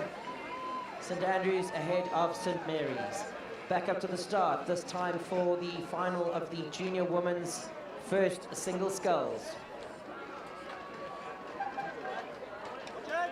St Stithians Kepler, St Mary's Morgans, St Andrews Stroud, Holy Rosary Riemann, Holy Rosary Gomez, Gomes, and Holy Rosary Rutger.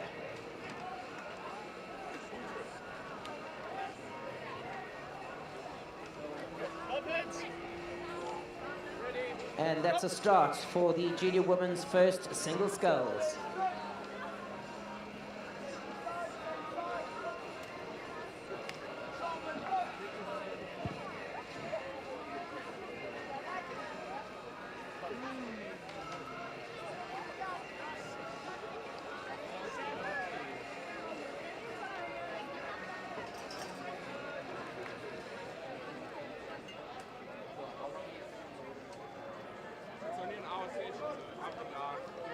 Sculler in lane 2. St Mary's Morgan's moving very well at the moment.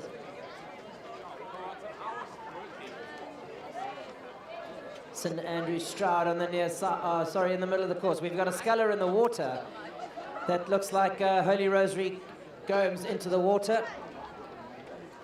That's very unfortunate in a women's first single sculls. Might have just clipped a boy and got a blade stuck underneath the boy. But it is St Mary's Morgan's now leading. junior women's first single sculls. So it's Morgan's lead Stroud of St Andrews. Then on the near side, St Stithians Kapla. And then there's a sculler out on the far side moving very, very quickly at the moment.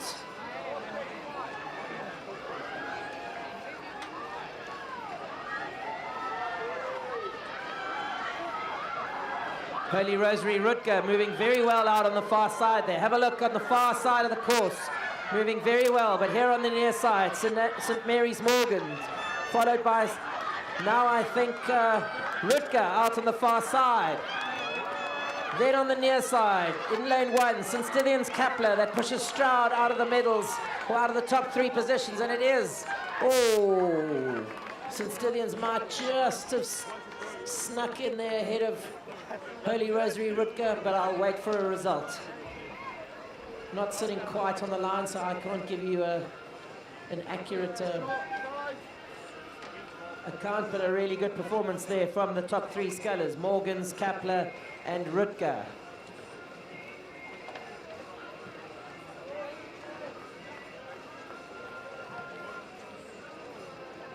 Junior men's 15 single sculls lining up. St Albans, Gariasis. St Albans de Villiers, JP Jasson. Bishop's Redfern, St Benedict's Bastos, and St John's Lee. Just having a look up the course, just about ready to go.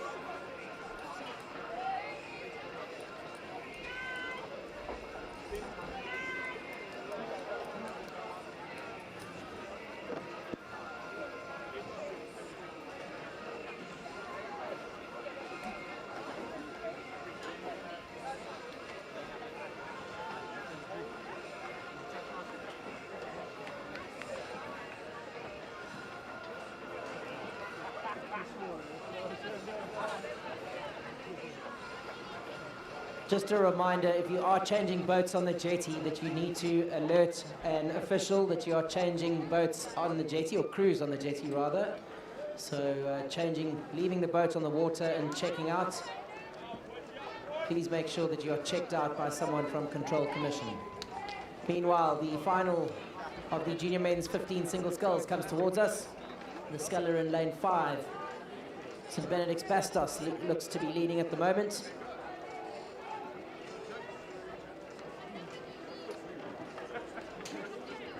Beg your pardon, Bishop's Redfern in lane 4, leading at the moment, but right up alongside him, St Benedict's Jasson. Then on the near side, St Albans, Gariasis.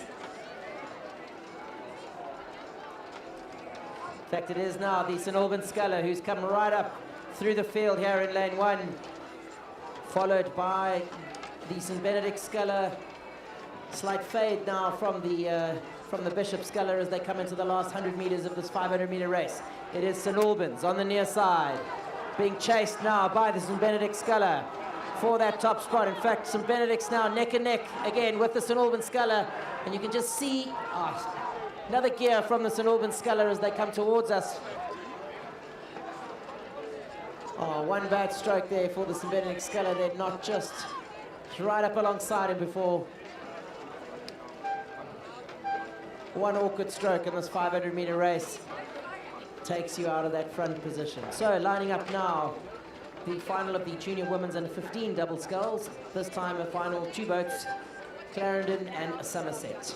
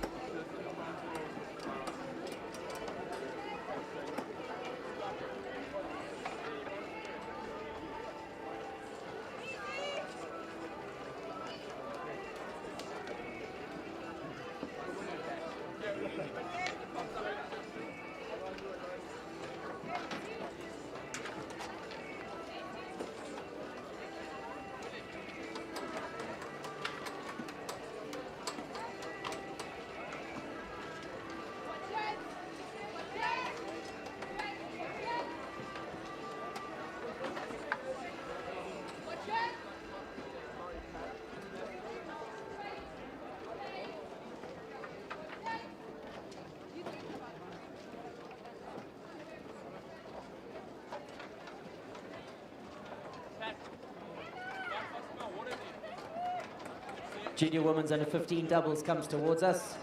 2 boats in the race, Clarendon, Carshagen and Somerset Barnfather.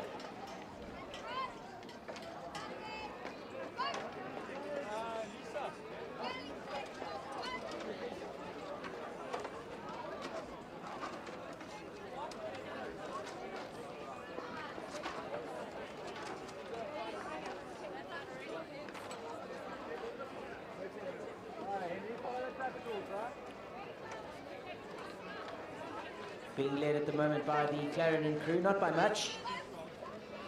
Just neater sculling from these 2 young ladies.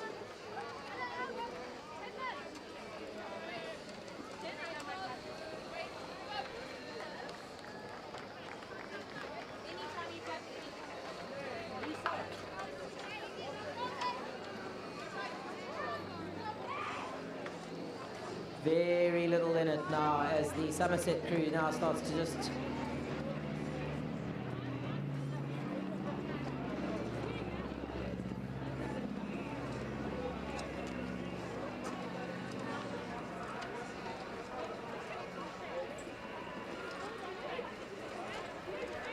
steady movement there from the Somerset crew out on the far side.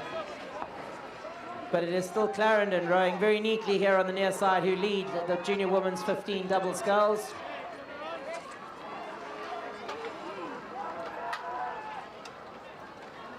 And right up in the end, very little in it as they come up to the line.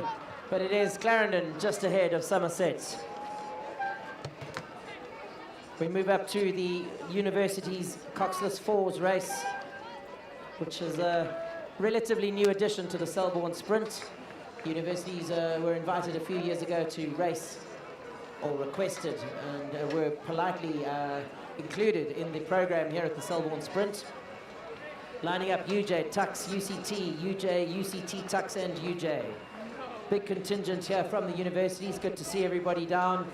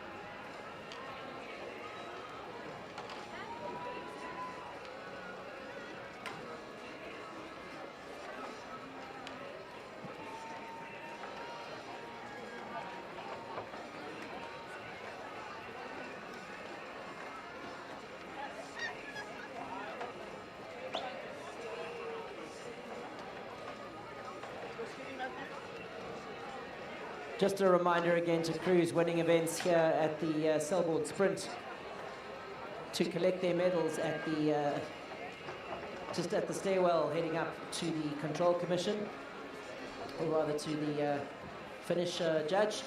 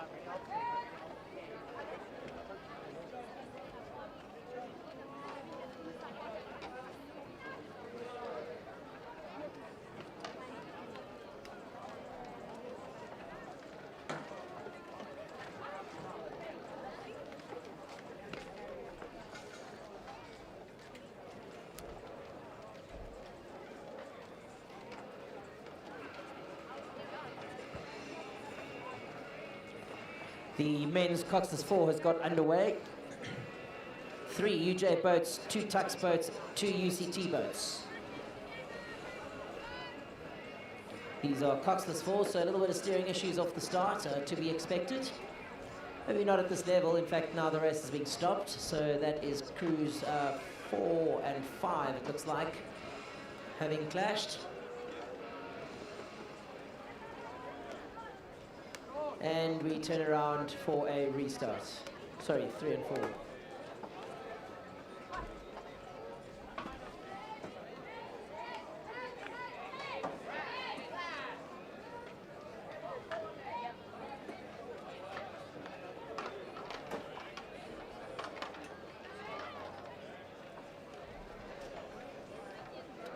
So UJ in lane 4 being penalised for bad steering. That's UJ Lasilo. As these fours head back up to the start. Almost to be expected in the Coxless 4 over 500 metres. There's a bit of a mad scramble.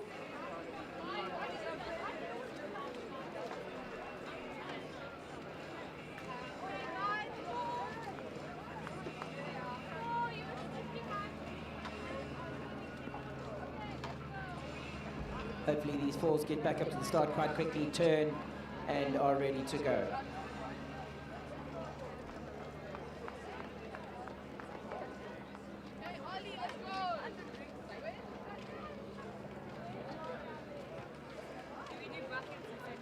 Reminder to those who are leaving or who leave the regatta venue that you can continue to watch the racing on the live stream.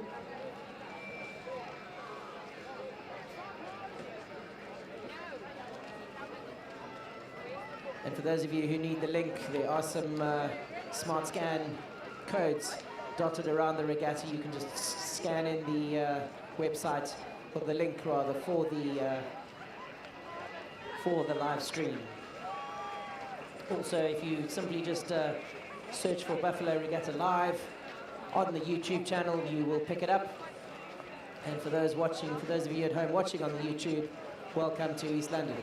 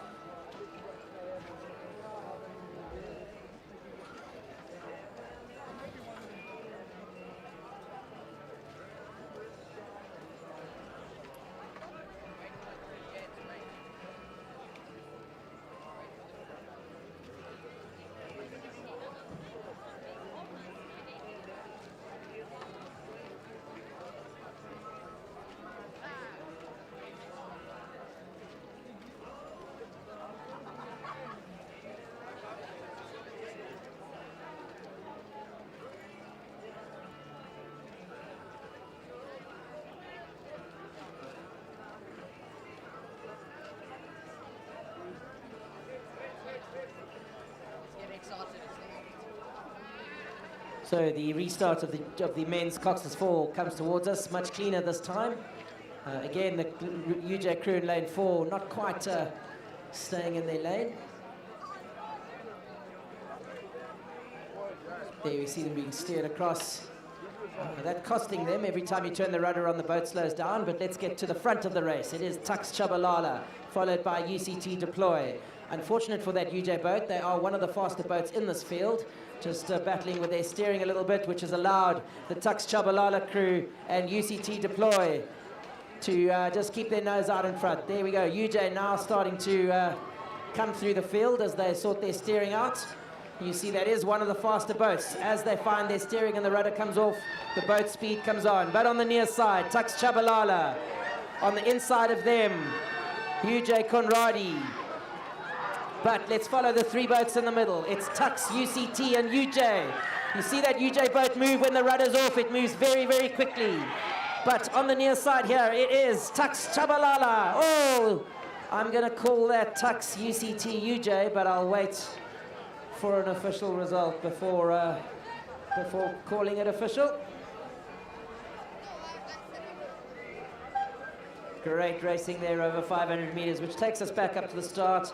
This time, junior men's second single sculls. Again, 6 boats in it. These guys qualified through a heat earlier this morning. VLC stayed, St. Albans, Knutzer, Rondebosch van der Skiff, JP Moltino, St. Albans Coast, and St. Albans de Villiers.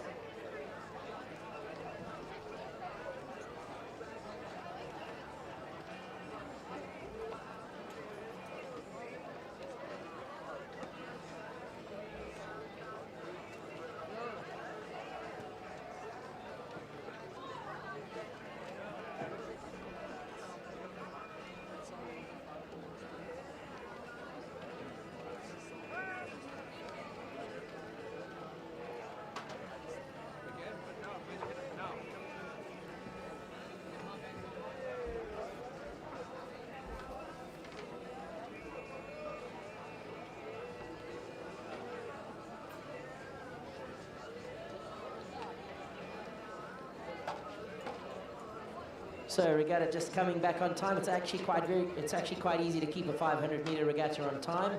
Races come down quickly. It is the final of the junior men's second single sculls coming towards us. They should form an arrowhead coming from the heats this morning, so you should find the faster crews in the middle of the course. So that would be Rondebosch van der Skiff, JP Moltino, St. Albans Coast. Although over 500 meters, anything can happen. They did come out of 4 separate heats. So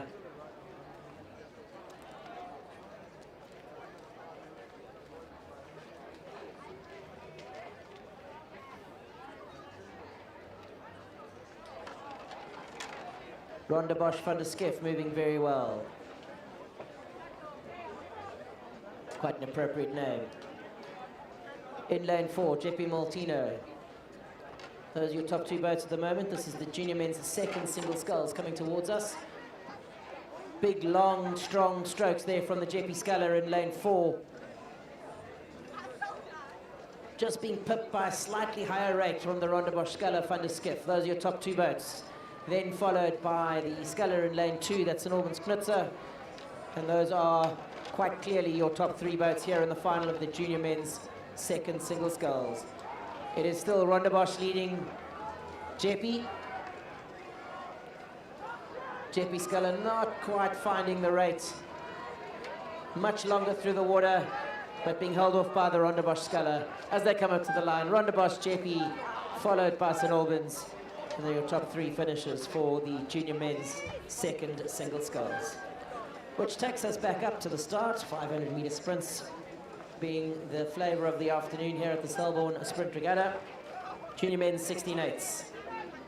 Sax Combrink, Rondebosch Double, St. Benedict's Krishnasamy, St. John's van der Westhuizen, St. Andrew's Kruin, and St. Benedict's Gonzalez Maluleka.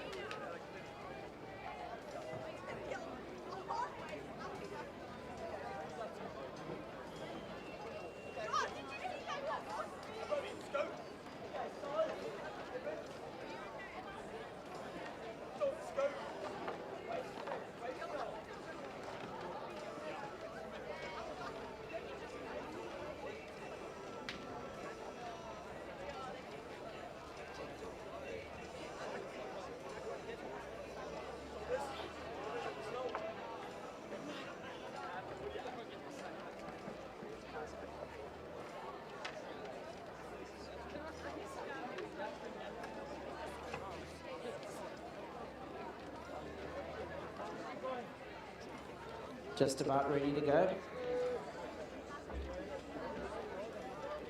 You can see the umpire, for those of you who are looking up at the start, you can see the umpire's flag out to the side.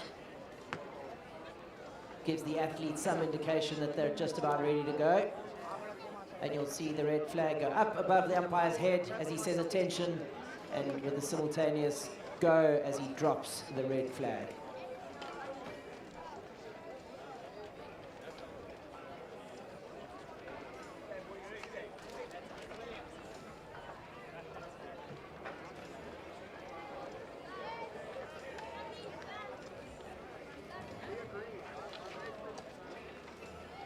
Wind just blowing the crews around a little bit. I see some crews just backing out of the start and coming in to line up again. The bigger boats, sometimes this is counterintuitive, but the bigger boats are harder to line up than the smaller boats. There's more wind, there's more surface area for the wind to catch. So the bigger boats are a little harder to line up. So you can just see, it looks like lane 5 is backed out, lane 3 is backed out, and they're just coming back into it. In fact, lane 4 is backed out. And these Coxes want to make absolutely sure that they are straight and ready. Chances that all 6 are straight and ready at the same time as the tension go. And we see the crew in lane 4 just having to straighten out off the start, which is unfortunate. That is St. John's van der Westhuizen. But not a bad start from that St. John's boat. They did come through 2 heats this morning, so these are the quicker under 16/8s, if we can put it that way. Well, not if we can put it this way. These are the quicker under 16/8s, and it is the crews in lanes 3, 4, and 5 leading at the moment. So St. Benedict, St. John's, St. Andrews just starting to move away a little bit. Rondebosch double hanging on the near side in lane 2. In fact, I think change my mind every time I look at the course. It is St. Benedict's in lane 3 who lead. St. John's just falling out of the back of the pack a little bit now. Rondebosch. And then watch the Sachs crew on the inside. Have a look at the Sachs crew here on the inside. I almost didn't see them. They'll be up in the medals as well. But in the middle of the course, St. Benedict's and St. Andrews, we have a clash though on the line. How is that possible in an 8? That's unfortunate there for St. John's. Not quite sure who's out of their water. It looks like St. John's are out of their water. Ooh, very, very tight racing there. It was St. Benedict's, St. Andrews, St. John's as they crossed the line. You'll see the umpire will go and have a word. No objections from any of the boats. I don't see any Coxes with their hands up.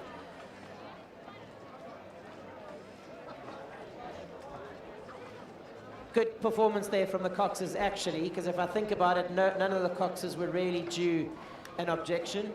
The St. Andrews boat might feel like they would have been impacted by that, but it wouldn't have impacted the final result. So hats off to the St. Andrews Cox. Right decision from him not to appeal.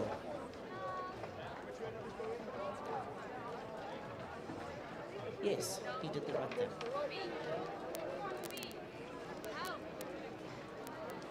So coming down the course at the moment, no, hasn't quite started yet, is the final of the Junior Women's Under 16 Coxed 4s. St. Andrews Sykes, Clarendon Stradom, and Holy Rosary Fenta. And we have an attention go. Those are the 3 boats making their way down in race number 109 on your program. It is the final of the Junior Women's Under 16 Coxed 4.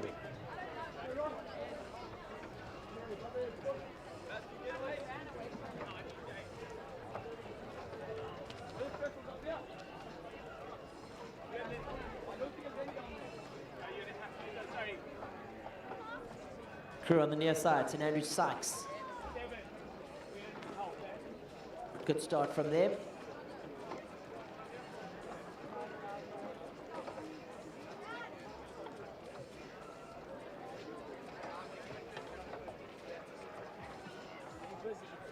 St. Andrews Sykes still lead. the three boats in this race, St Andrews, Clarendon and Holy Rosary. And that is the order they come towards us in. The final of the Junior Women's Under 16 Coxed Falls.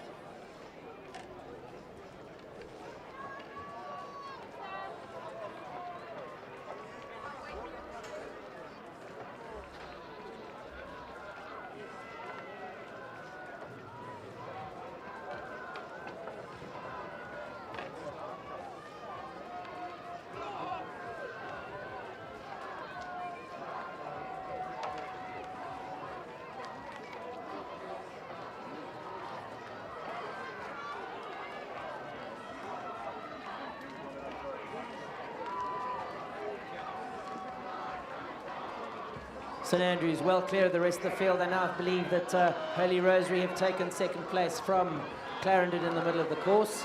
Junior Women's Under 16 Coxed Falls.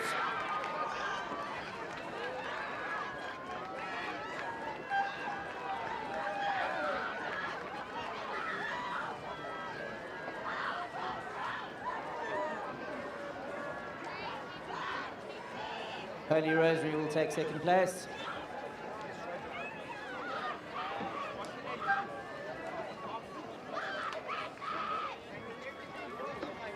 Junior men's second Coxed Falls.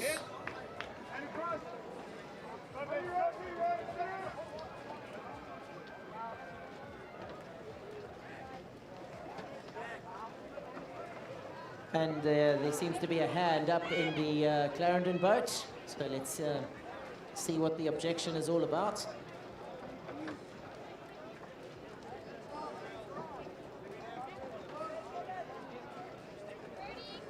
We'll get the appropriate feedback from the umpire once he's gone over to the crew to find out.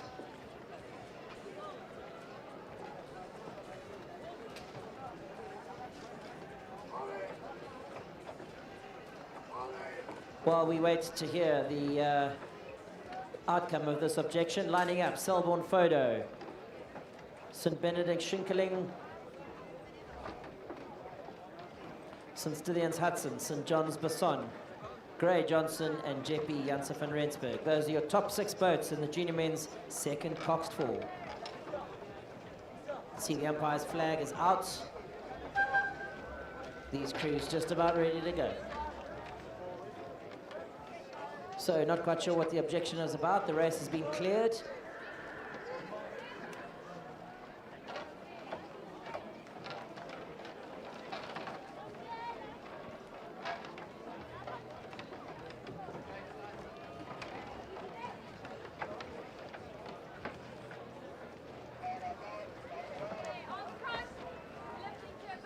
Relatively clean start here for the junior men's Coxed Falls. This is the second Coxed Falls.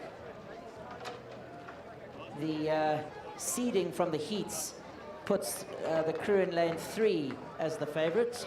But over 500 metres, anything can happen. So it is lanes 3, 4 and 2, which should be your top 3 boats. That is how the seeding or the progression has worked from the heats.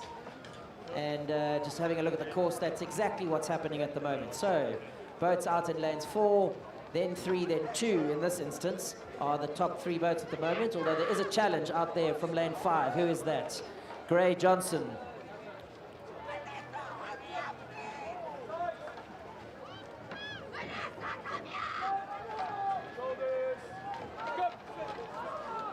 Crew in lane 2 moving very well as well now. St Stithians just slipping back a little bit. St Benedict's here, Schinkeling moving through and almost up into leading this junior men's second Coxed Falls race. St Stithians now slipping out the back of this pack. And the pack being led by St John's, then followed by St Benedict's, followed by Grey. St Stithians will have to work very, very hard to come back up into the medals.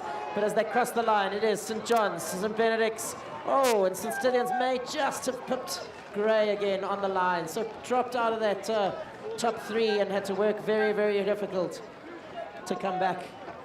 Just finishing in 3rd place is how I call it. Big race lining up at the moment. Junior men's first single sculls, St Albans Ward, King Edward's Bryce, Grey Hobson, St Albans Girdlestone, sorry, St Albans Howard, and Jeppy Green.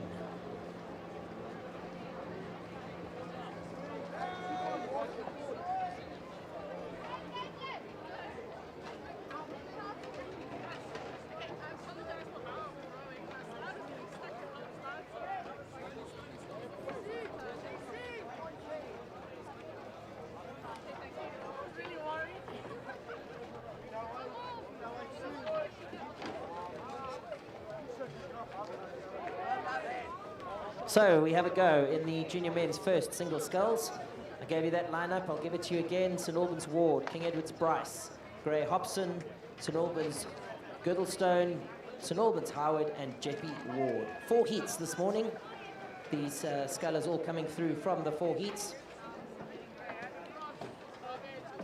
I suspect the progression would have been the winner of each heat and then the next 4 fastest times, but I look to my right for some guidance on the progression.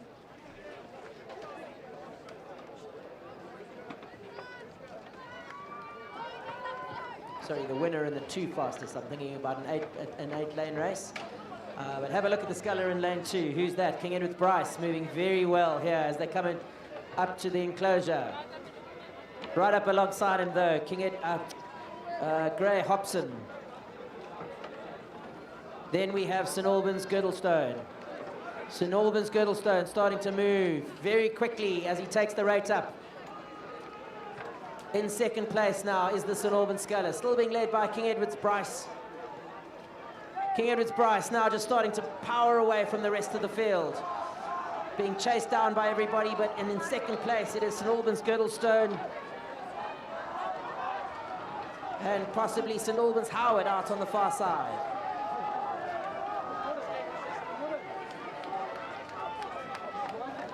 So good sculling here from the King Edward sculler. No changes then. It's St Albans Girdlestone. Not exactly sure who finished in 3rd. We'll wait for the official result on that one. And also not clear what happened to the Jeppy Green sculler out in lane 6.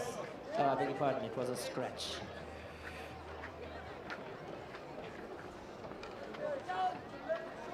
Takes us up to another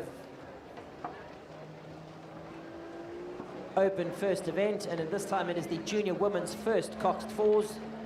St Mary's Low, Holy Rosary Nicholson, St Mary's Swinglow, St Albans Bellis, and Clarendon Bartlett. Straight final here, so this is the first time we're seeing these ladies on the water today in their Coxed 4s.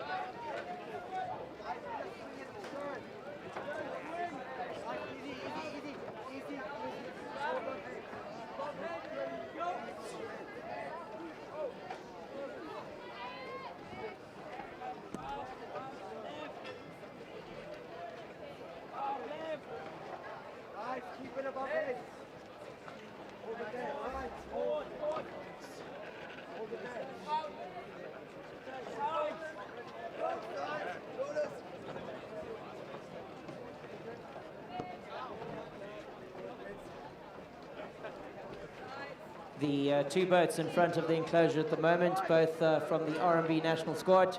or members of the R&B national squad, just spending a bit of time on the water, keeping the legs loose. We'll see these guys in action tomorrow. 2 of those 3 athletes have represented South Africa at the Olympic Games, Rio and Tokyo respectively.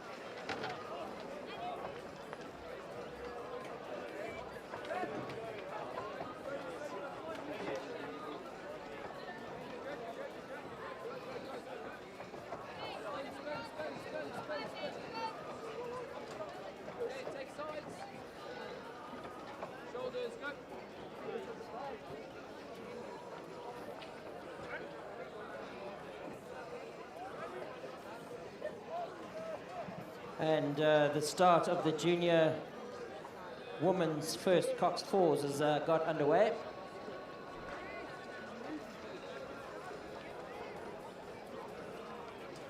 The umpire almost waiting for the start time there. Regatta running on time, so make sure we're changing boats quickly, particularly as the big boats are coming off on and off the jetty. I see we're boating Octopus at the moment, so quite a lot of congestion on the jetties. Let's make sure we're changing, getting on and off the jetties quite quickly. I see blades as well, just starting to encroach a little bit onto the walkways. Please make sure that your blades are kept well clear of the walkway. They are exposed to damage out there, but also could cause athletes to trip. Crew in lane 3 moving very well. That is St. Mary's Swingler. Watch St. Mary's Low on the near side as well. Those are your top 2 boats. Being chased then on the far side by St. Andrews Bellis. In fact, now I've changed my mind. St. Andrews Bellis moving very well in the middle of the course. Starting to take the rate up and find a little bit of power. In the middle of the course, though, it is still St. Mary's Swingler, followed by St. Andrews Bellis, followed by St. Mary's Low. That's how I call it at the moment, but we'll see as they get a little closer to me. St. Mary's Low moving very well here on the near side. Not sure that it's enough to hold off, or rather come through the St. Andrews Bellis crew in lane 4. But up front, it is St. Mary's Swingler. Well clear, good performance over 500 meters from the St. Mary's boat. No changes then. It is St. Andrews second, St. Mary's third, Holy Rosary followed by Clarendon. Great racing there from the ladies. Junior women's Coxed fours. Next one could be a little interesting. Junior men's under 16 Coxless pair. My comment about could be interesting is born out of the fact that this is the first year that under 16s move into the sweep boat, and the Coxless pair, not the easiest boat in the world to steer, particularly off the start. So let's have a look as they line up. St. John's van der Westhuizen, Sachs Combrink, Jeppy Stork, St. Andrews Kruin, St. Benedict's Krishnasamy, and St. Benedict's Riccardi.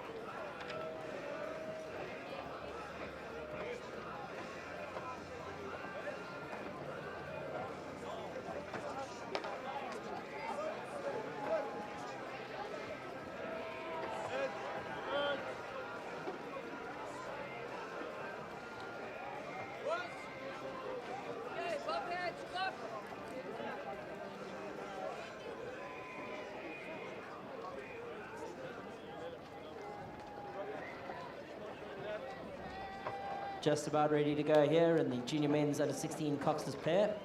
They did come through from the heats this morning, 3 heats to make the final this afternoon.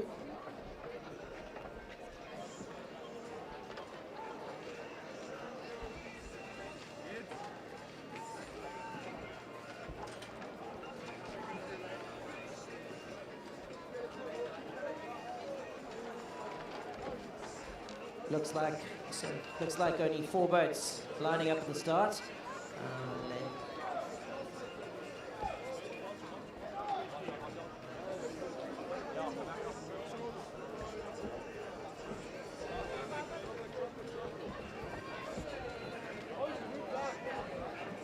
So the 4 boats spread out. Not quite sure which 2 haven't arrived at the start. We are under the impression it is St. John's and Sachs who didn't make it to the start.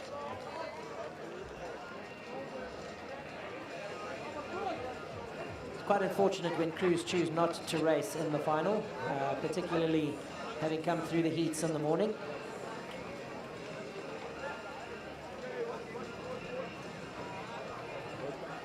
Just having a look at the course, it appears to be Jeppy Stork, who were meant to race in lane 3, but nicely spread out here, racing in lane 1.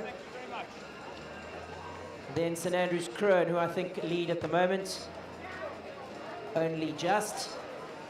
Then followed by St. Benedict's, and St. Benedict's out on the far side. So those are your 4 boats in the final. This Jeppy Stork crew moving very, very well. They are battling a little with their steering, just coming across to their bow side. They'll have to make sure they stay in the lanes. But it is now that St. Andrew's Kruin boat, you see, just from having gone straight, will keep their bow out in front. Very little to tell here, but it is St. Andrew's Kruin now, I believe, who leads this final. But messy from both boats as they come up to the finish. But it will be St. Andrews just ahead of Jeppy.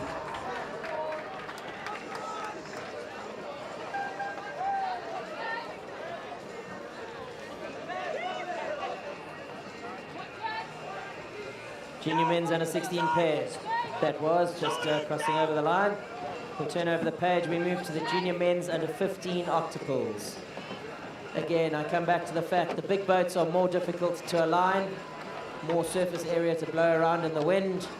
So this could be an interesting one.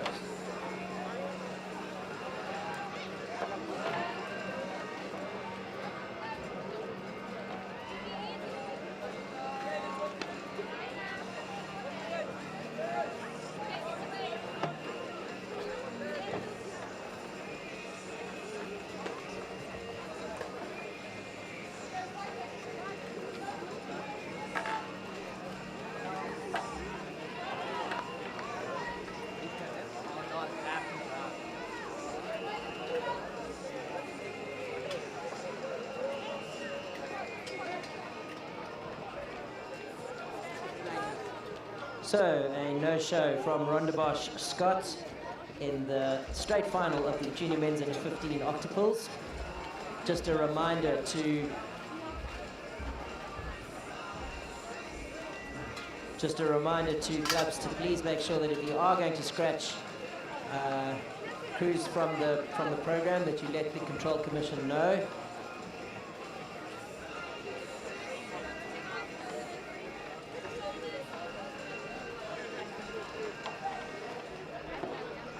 Also racing in this event is Clarendon out in lane 7, Clarendon being a girls' crew.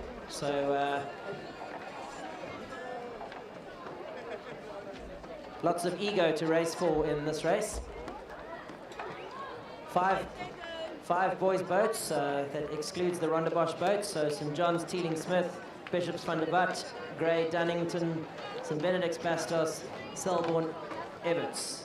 Then the girls' crew out on the far side in lane 7, Clarendon, Jordan.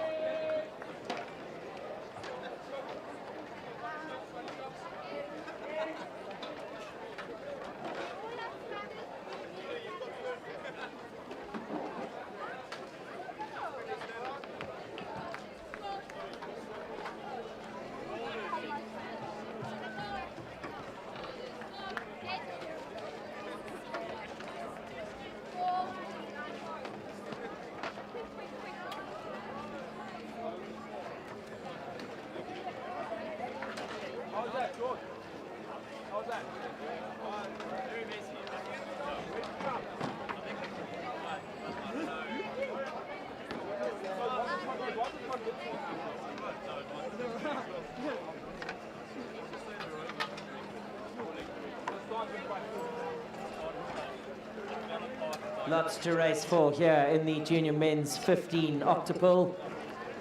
A straight final. Great to see Gauteng, Western Cape and Eastern Cape all represented here in the under 15 octuples. It's a great show from the visiting provinces, particularly the Western Cape and Gauteng. Well done.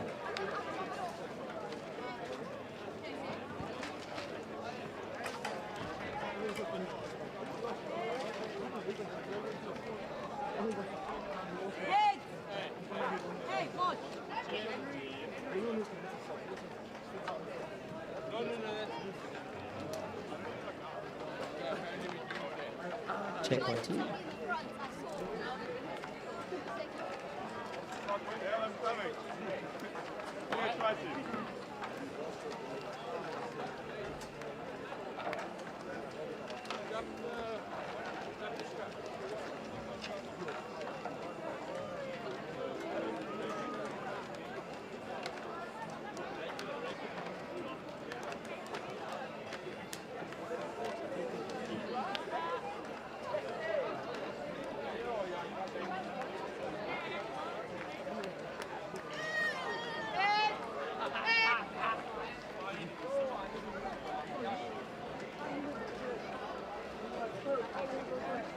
And that's a go for the junior men's and women's under 15 octuples. Very good start for the St. John's Teeling Smith boat here in closest to us in lane 1. Followed by, looks like Grey Dunnington. Then in the middle of the course, now starting to find their legs, St. Benedict's Bastos.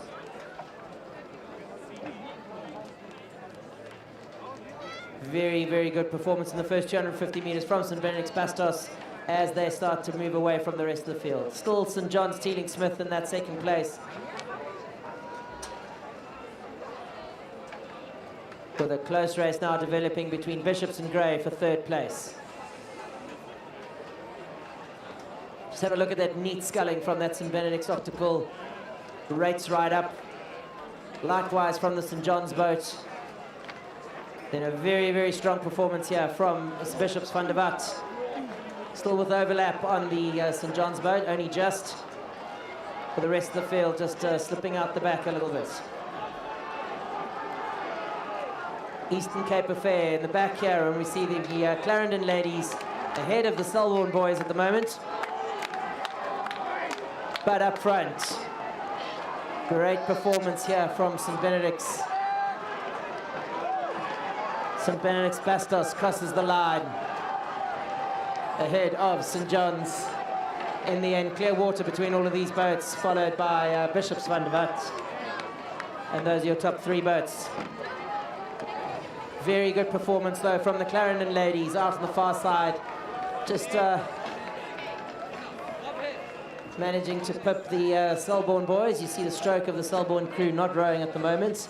So there's something gone wrong in his boat, either footboard or blade.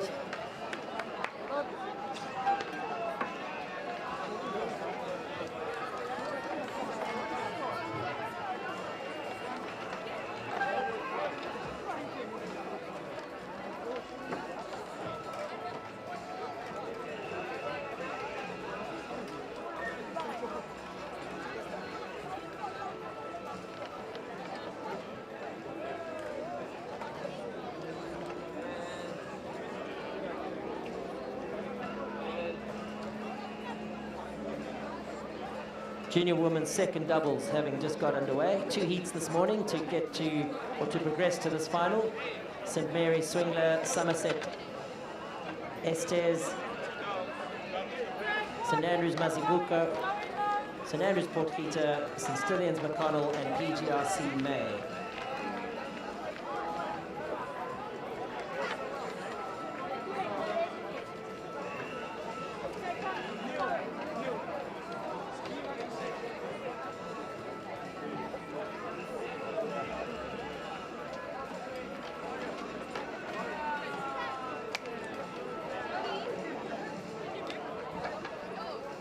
Crew in lane 3 and lane 4 moving very well at the moment. That's St Andrews Mazibuko and St Andrews Port Peter.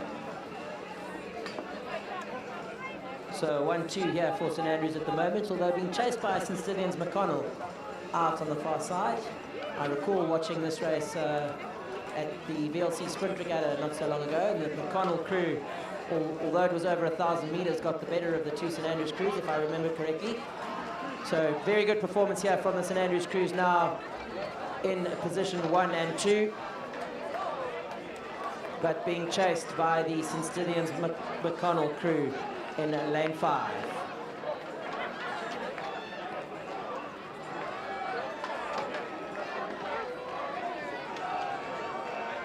Still St Andrews and St Andrews.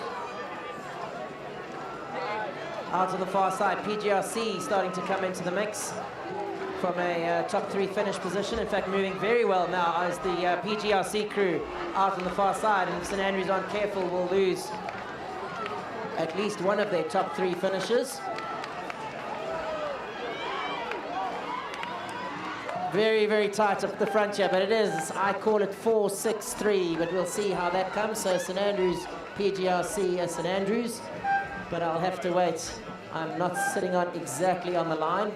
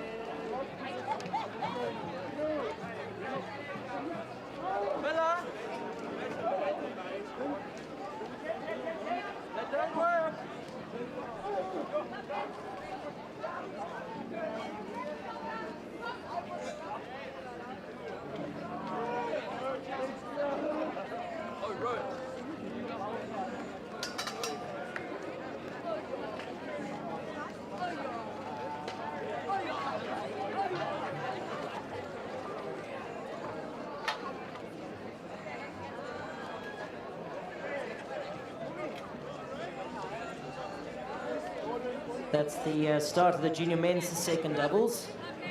2 heats in this event this morning as well.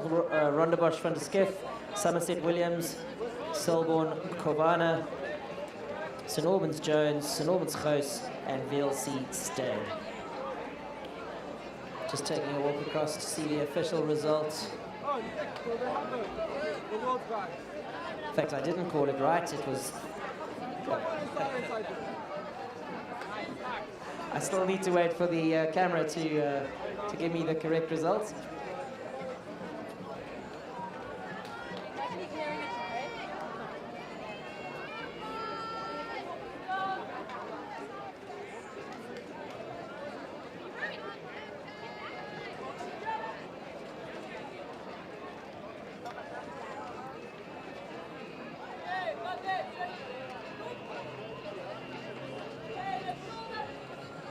As they come towards us in the middle of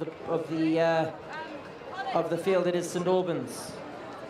Looks like St Albans Gous leads St Albans Jones at the moment. Your top 2 boats.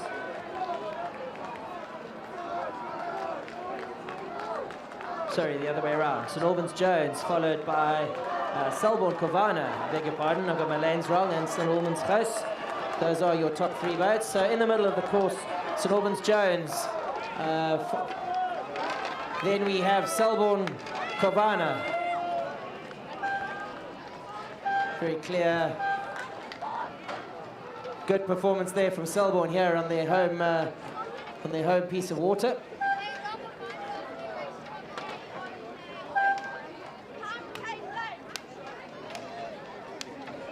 While we wait the start of the junior women's under-16 single sculls. Scratch from Holy Rosary in lane 2.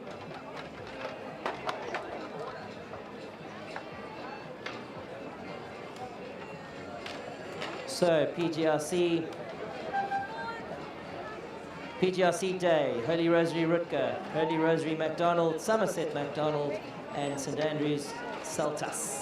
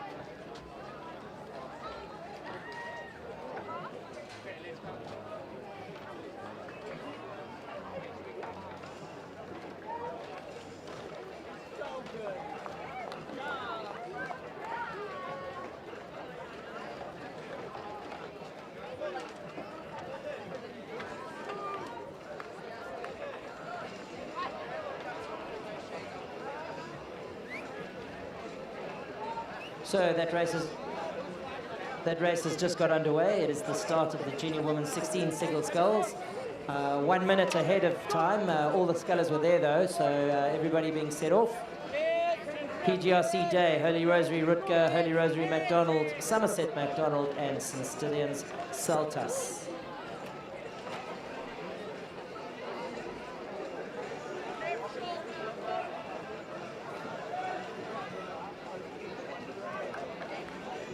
PGRC Day moving very well, or off to a good start rather.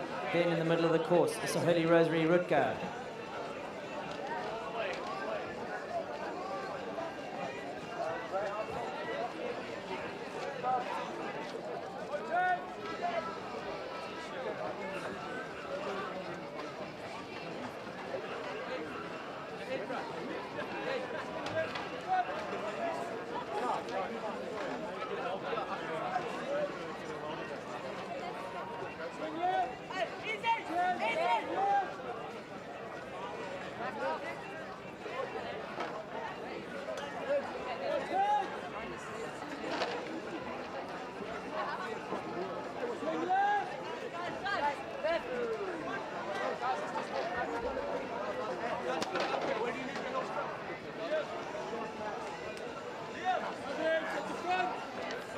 So still not official, but just peering over the shoulder of the cameraman.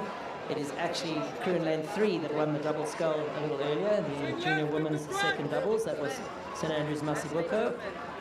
But in front of you at the moment, junior women's 16 single sculls. Rutger, well clear of the field here. Fantastic to see. Clear water between herself and the next Holy Rosary sculler, that's MacDonald. And then a very close race here for third between PGRC on the near side and in the middle of the course, Somerset. So the two Holy Rosary scullers, Rutger and MacDonald, first and second.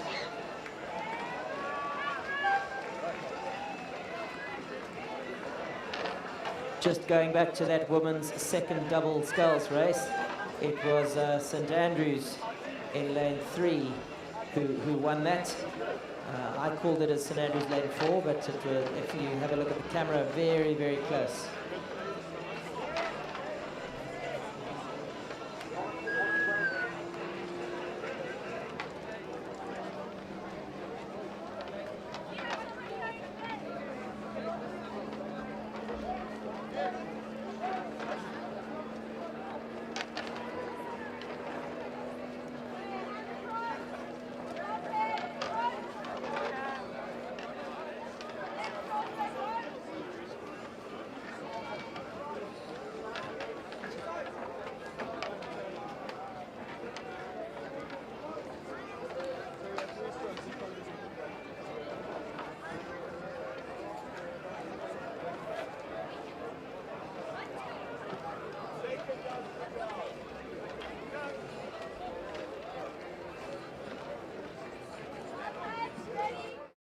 Chatting to Mr. Andrew Dewey.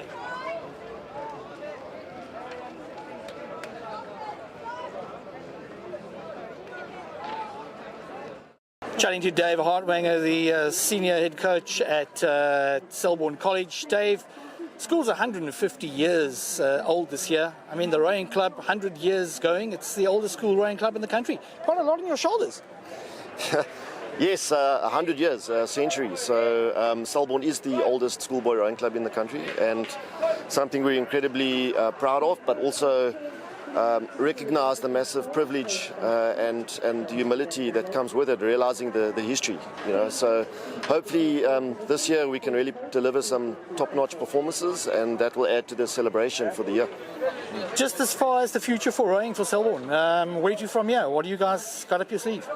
Well, the head of rowing is Murray Chandler, and he brings an incredible amount of passion and enthusiasm and big ideas. So a lot of things in the pipeline, new boats. We want to attend as many regattas as possible. So yeah, it's looking very exciting. Back up to the start and race in the A final in lane 7. It is both for the junior women's first quads and the junior men's first 8.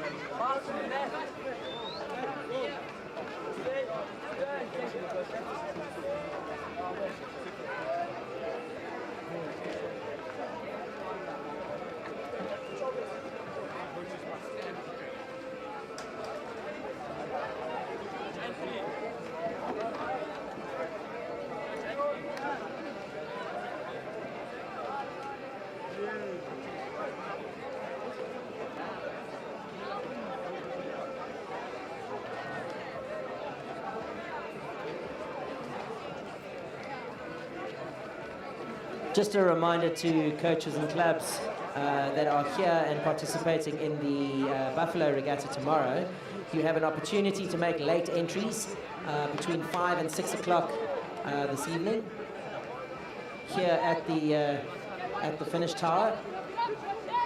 I think we are already accepting, so that there isn't a mad rush. Yeah, well, it is now after 5, I beg your pardon. So between 5 and 6, if there are any late entries that you would like to make for the Buffalo Regatta, please come along and make those entries now so that we can finalize the program and print off whatever needs to be printed off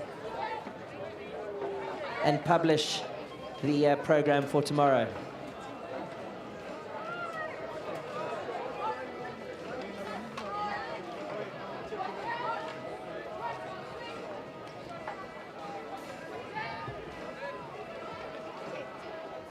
Just about ready to go, the B final, PGRC Fussell, Clarendon Bartlett, St Mary's Swingler.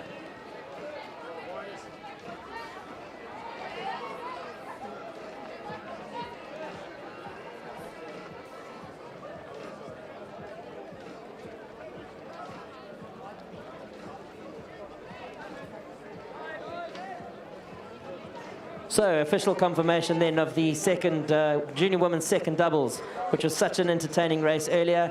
I called it 4-3-6, and actually the finish from the camera is 3-4-6. So St Andrews Masibuko just pipping St Andrews Port Gita on the line with PGRC in third place. That's an attention go for the B final of the junior women's first quads. Fussell of PGRC, Bartlett of Clarendon, and Swingler of St Mary's.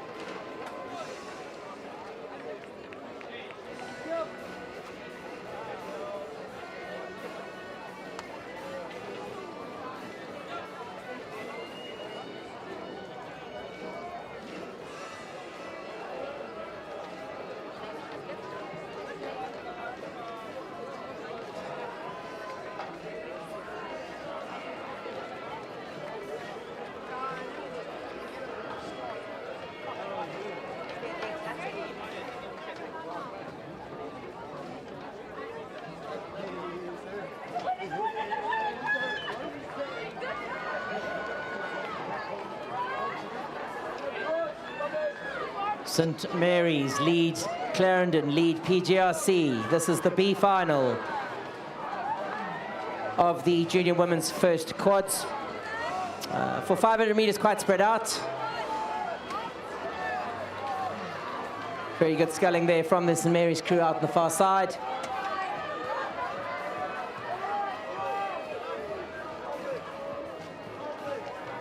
From start to finish, St. Mary's crossing the line ahead of Clarendon, who in turn cross ahead of PGRC. We go up to the start for the B final of the junior men's first eights. Having come through 2 heats this morning, Rondebosch, St. John's, King Edwards and Bishops.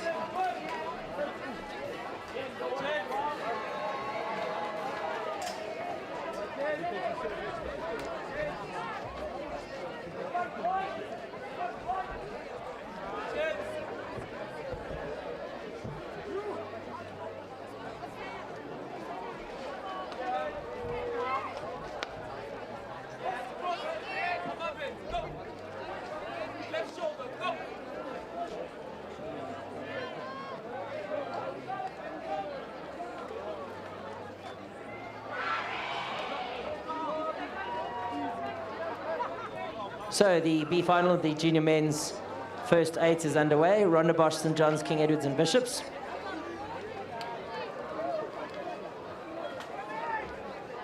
Very difficult as the afternoon sets in to look up the river into the sun.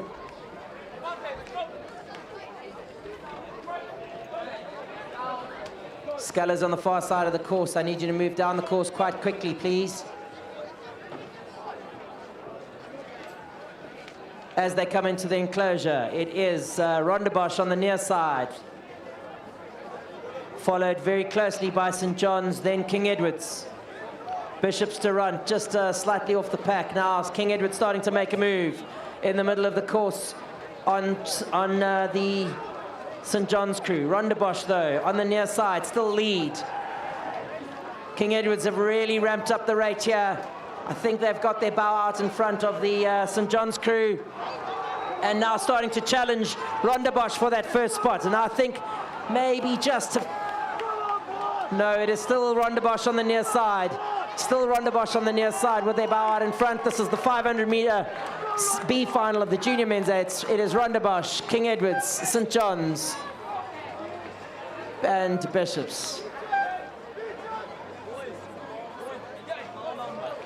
So, similarly, the Rondebosch crew have the option of turning on the finish line there and heading back up to the start for the A final.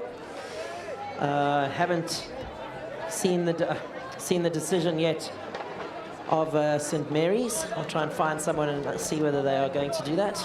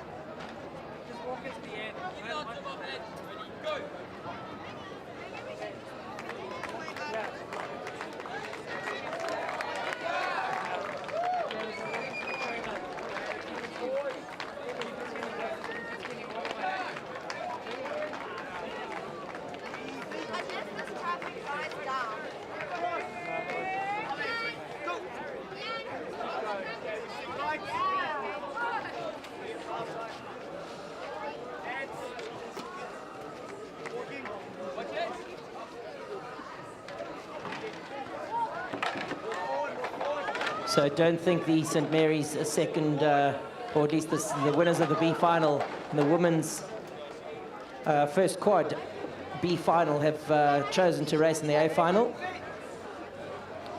Still waiting on the decision from the Rondebosch crew. But I'll have a look and see what their decision is. Meanwhile, the start of the junior men's and the 16 double has just got underway from the 500-meter mark.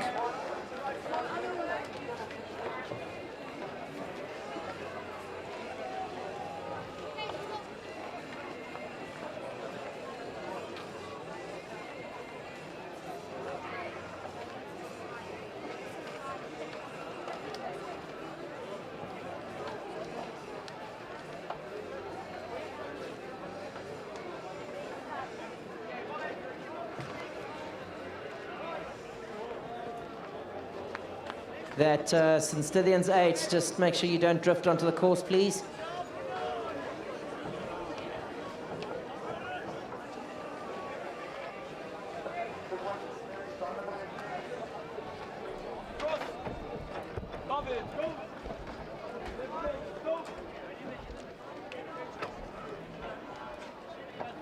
So just watching the junior men's 16 double come towards us. It is the crew in lane 3, St. Albans Nunn, followed by St. Albans Berger, followed by Jeppy Root. Those are your top 3 boats at the moment. This is the final of the junior men's 16 double sculls.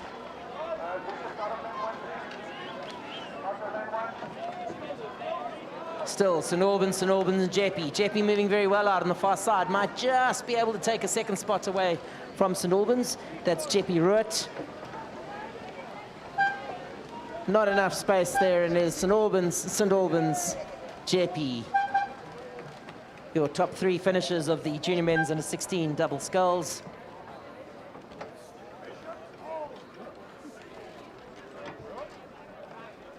The Rondebosch 8, who won the final, the B final of the junior men's first 8, electing to go back up to the start and race in the A final.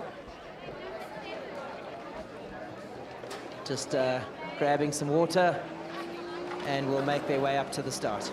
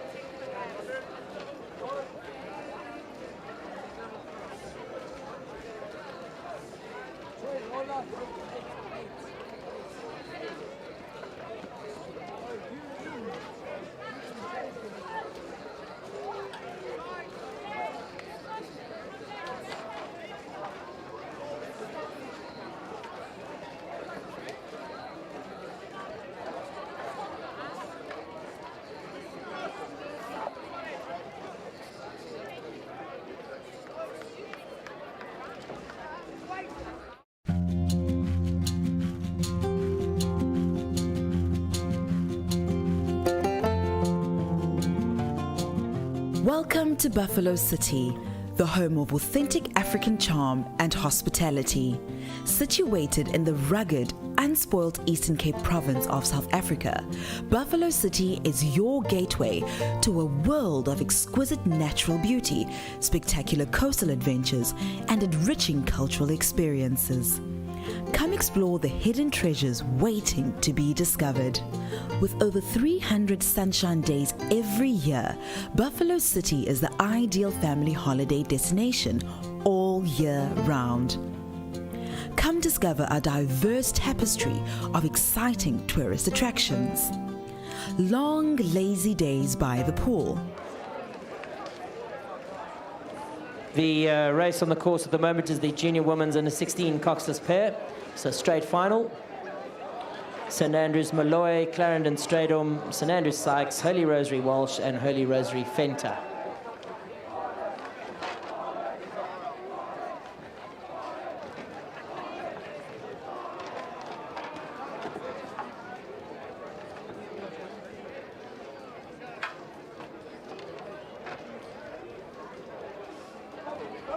So also seems that the winners of the junior women's first quad, that was St Mary's winning the B final, also electing to go up and race in the A final. So both the men's 8 and women's quad B final winners both electing to go up to the start to race in the A final. But coming towards us at the moment is the final of the junior women's under 16 Coxless pair, being led by St Andrews Sykes. Some steering issues here from both Clarendon and St Andrews in lanes 1 and 2, but St Andrews Sykes well out in front. In fact, they've also crept over into lane 2. So at the moment, Clarendon are out of their water. Clarendon are out of their water. St Andrews now out of their water. So clash on the line here.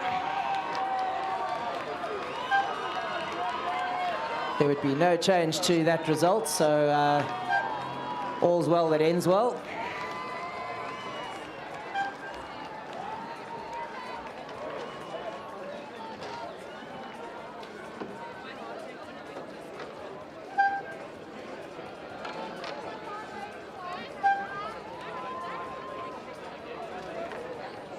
All smiles there from St Andrews and Clarendon as they cross the line. So good sportsmanship from those two boats.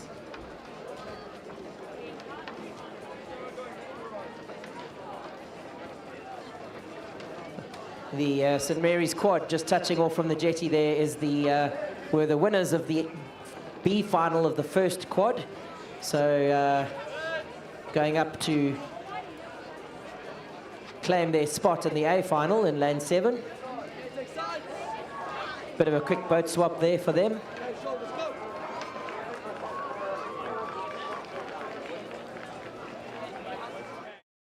Jacques Buchner, president of Elba and organisers of the Buffalo Regatta. Jacques, quite an effort you put together here, sterling effort, and a lot of hard work going into this beforehand. Tell us how long ago and how this starts planning and where you start planning.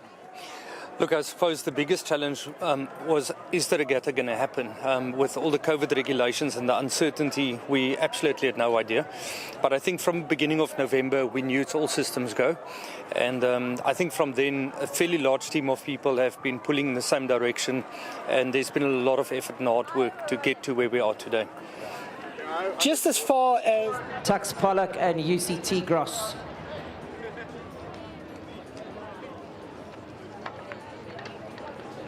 As we start to see the activity on the jetty, on the outgoing jetty at least, starting to subside. The last of the first 8s getting onto the water.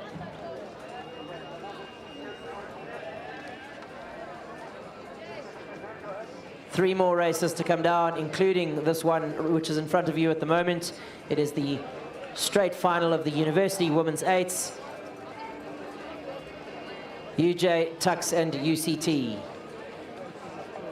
Nothing to tell between the UJ Tux and the Tux boat.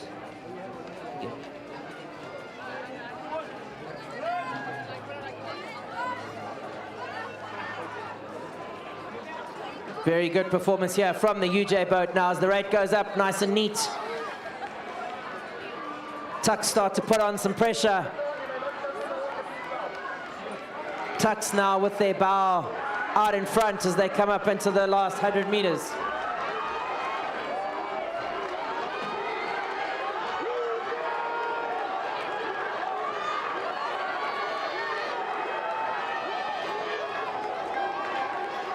So a win there for Tux ahead of UJ.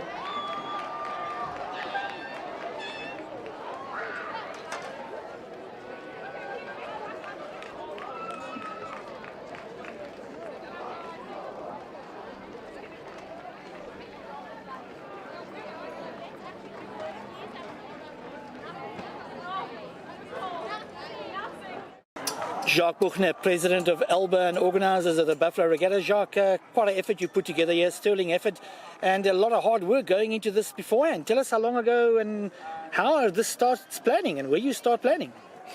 Look, I suppose the biggest challenge is the regatta going to happen? With all the COVID regulations and the uncertainty, we absolutely had no idea. But I think from the beginning of November, we knew it's all systems go. And I think from then, a fairly large team of people have been pulling in the same direction. And there's been a lot of effort and hard work to get to where we are today. Just as far as the future of the Buffalo Regatta, I mean, we've gone from strength to strength year after year. It is by far one of the strongest events in the country. Where to from here? Look, the event is growing. We've been having a look at number of entries over the last 3 or 4 years, ignoring last year, and it's definitely growing. There's a lot of interest, and I think we can't underestimate the value of the Buffalo River. It's a suitable venue for a 2-kilometer event. In fact, it's only a number of places in South Africa where you can pull it off. And I think some of the trophies that we have at display here that the guys can win is absolutely unique. And there's been a lot of interest internationally and nationally for people to come and compete. And I think the deprivement of last year has just absolutely increased the interest in the event. Jacques, thanks for your time. Thank you. Thank you.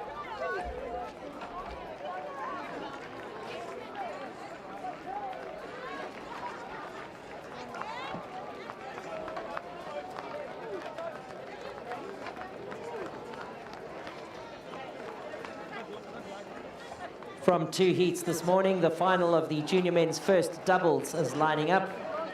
Gray Hobson, Somerset Marais, St Albans Ward, St Albans Batulis, St Albans Buerta, and Somerset Plots.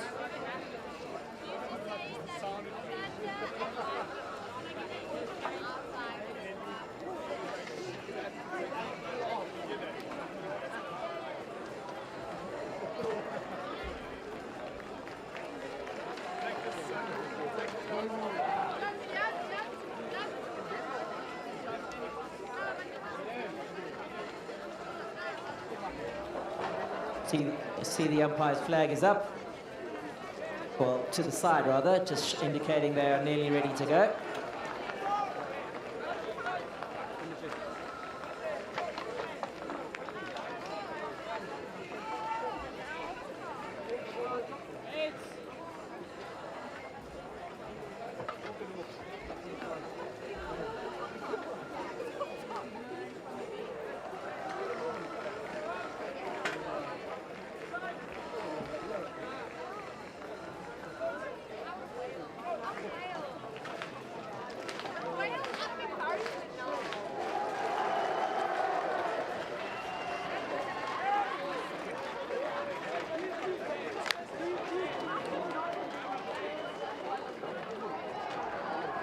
And the junior men's first doubles is underway. Watch for the crews in lanes 2, 3, and 4. They would be the seeded boats from the heats this morning. Certainly the crews in lane 2 and 3 look like they're moving very well at the moment. Somerset Marais, St Albans Ward. Right up alongside them, St Albans Batulis. And those appear to be our top 3 boats at the moment.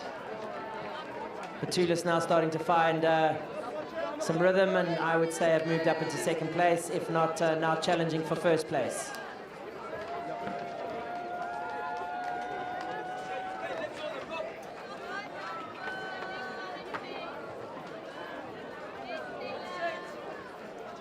Big 500-meter sprint here in the junior men's doubles, and it is St Albans Ward and St Albans Batulis coming down the course, moving away from the rest of the field. Somerset Marais hanging on to that 3rd place, with the potential challenge from the crew in lane 1, Gray Hobson.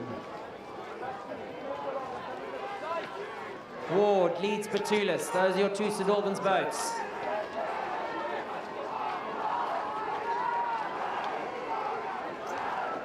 Ward still leads Batulis. No change up front here. There's a challenge from the Grey boat now for 3rd spot. Somerset will have to work hard to hang on to that 3rd place. And it is Ward, Batulis. Somerset hang on to that 3rd place, but only just ahead of Grey, St Albans, and Somerset out on the far side. So there will be a bit of a break in the racing now. We are just waiting for one of the University 8s to make their way up to the start. So a slight break in racing now. We have 2 races left on the program. It is the University Men's 8 final, and then the Junior Men's first 8. Sorry, I beg your pardon, 3 races. University Men's 8s, Women's Quads, and Men's 8s.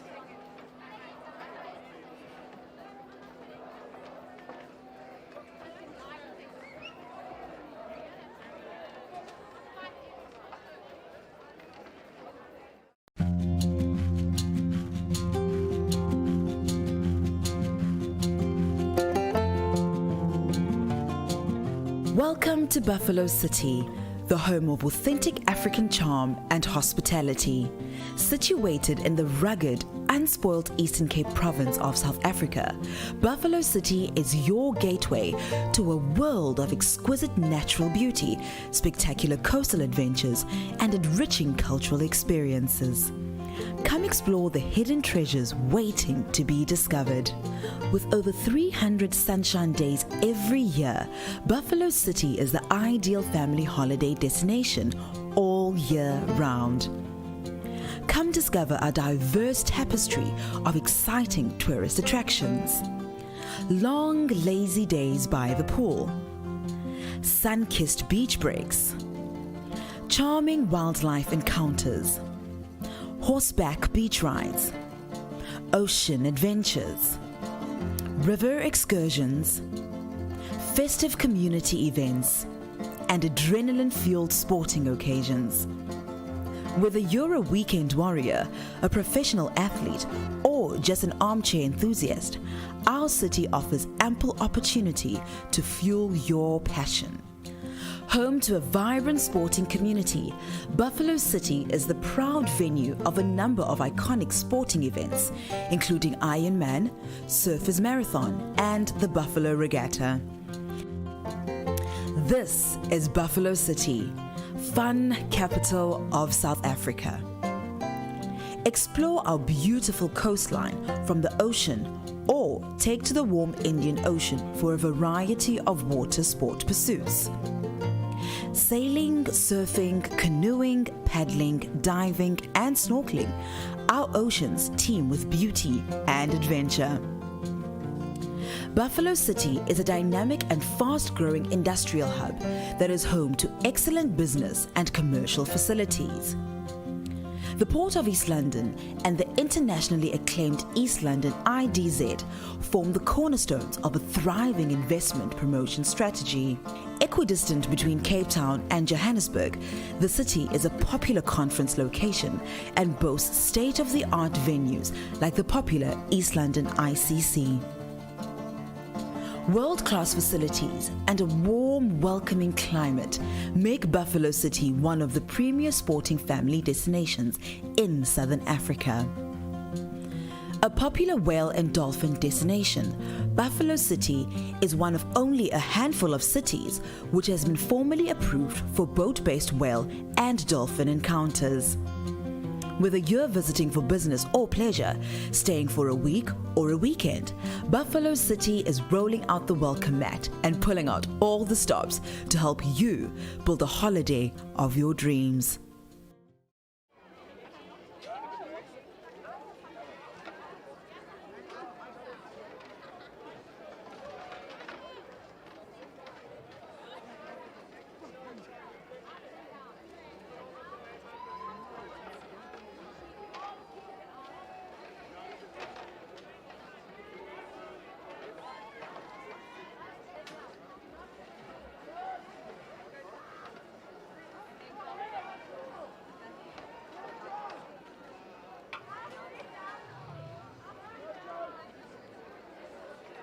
So the car key that someone is looking for is actually a Renault card.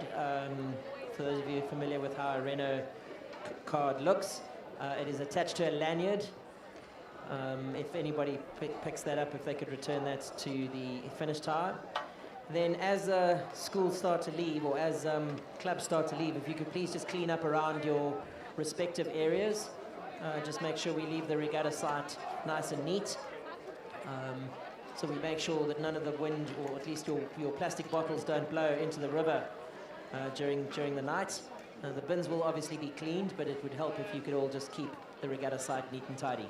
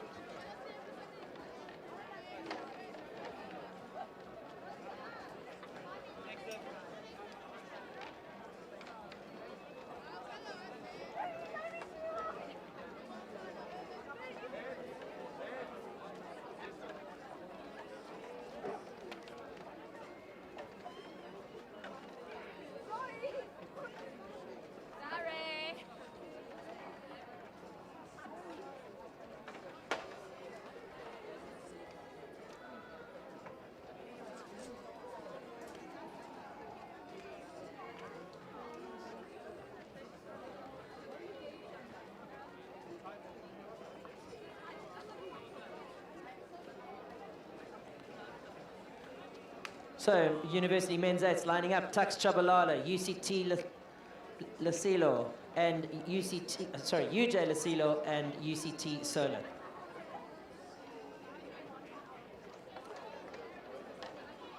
The UCT crew having to do a boat swap on the jetty with their ladies, so that was the delay. Quite happy to wait for UCT to get up to the start. 3 boats in the University men's eights: Tux, UJ, and UCT. Set off absolutely on time, given the alertness and timing of the crews before that, so thank you very much. And this regatta today will end on time, thanks to everybody's efforts, both on and off the water, both from an athlete perspective and all the officials who have made today happen. Thank you very, very much. Back onto the course, though, it is UCT out on the far side, possibly with a slight advantage over the UJ boat. The Tux boat not off to a great start.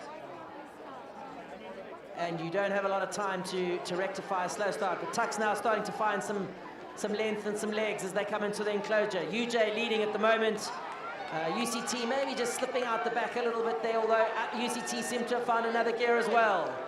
Have a look at these 3/8s come towards us. It's not Tux. It is UJ, UCT, and then Tux. UCT and UJ up in the front here. It is still in UJ's favor as they come up to the line. Almost a quarter of a length in it. It will be UJ. UJ ahead of UCT. In turn ahead of Tux.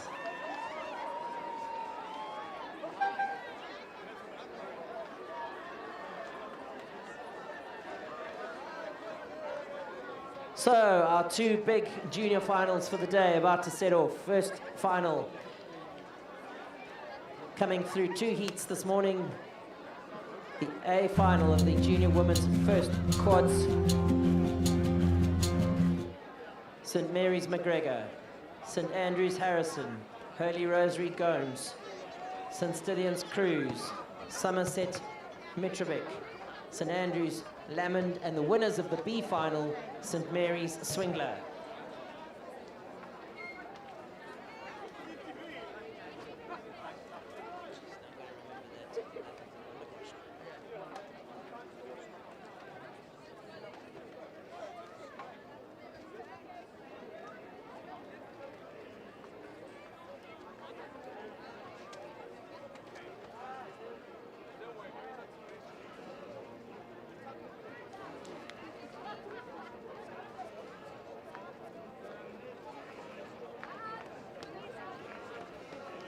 And the junior women's quads are already underway, coming towards us.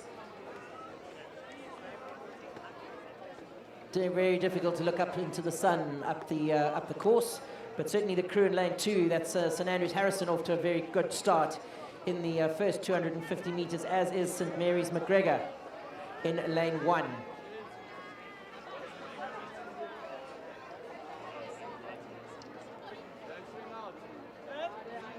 St Mary's McGregor racing very, very comfortably and quick here in lane 1. Alongside them, St Andrews Harrison, alongside them, Holy Rosary Gomes. Those are your top 3 boats. And Stylians tucked in behind Holy Rosary in 4th place. Then followed by Somerset, St Andrews and St Mary's. So St Andrews doing well to qualify 2 boats directly into the final. St Mary's qualifying 2 boats as a result of the winning the B final.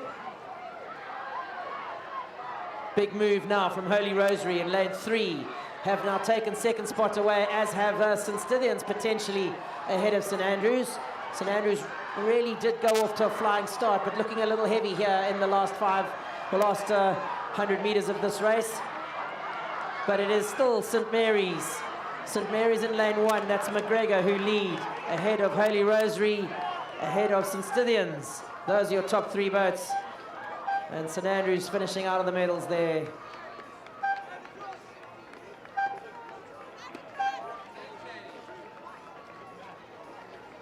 And we go back up to the start for the last race of the day.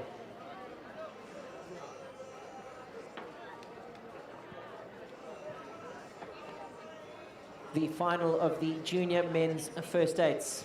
Selborne Rawlins, St Andrews Cotton, St Benedict's McMaster, Sachs Stodel, JP Clausen, St Stylians Schmidt, and Rondebosch Schlesinger.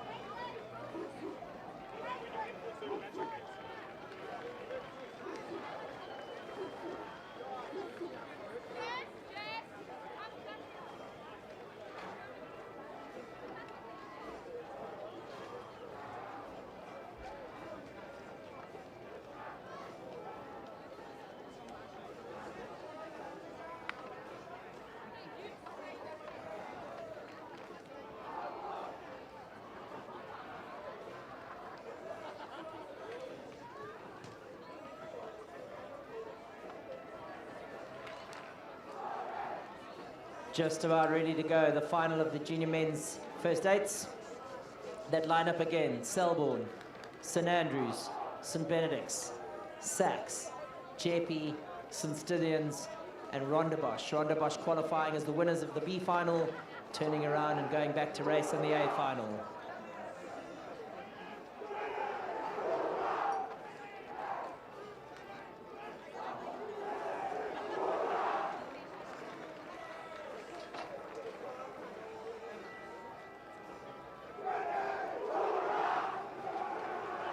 Just about ready to go. These boats also came through 2 heats this morning. We're on an outgoing tide at the moment.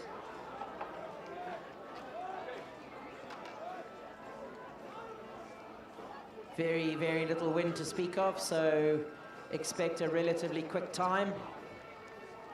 Umpire's flag is out. You can see the shadow.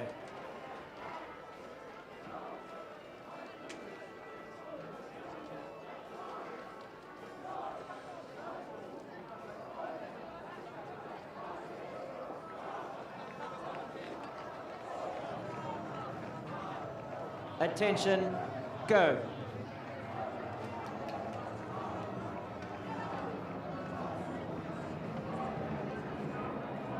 Battling with their steering a little bit in lane 2, so not off to an exact straight start.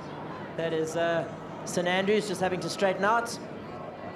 Rondebosch, everything to race for out on the far side. Not a great start for them, but in the middle of the course we have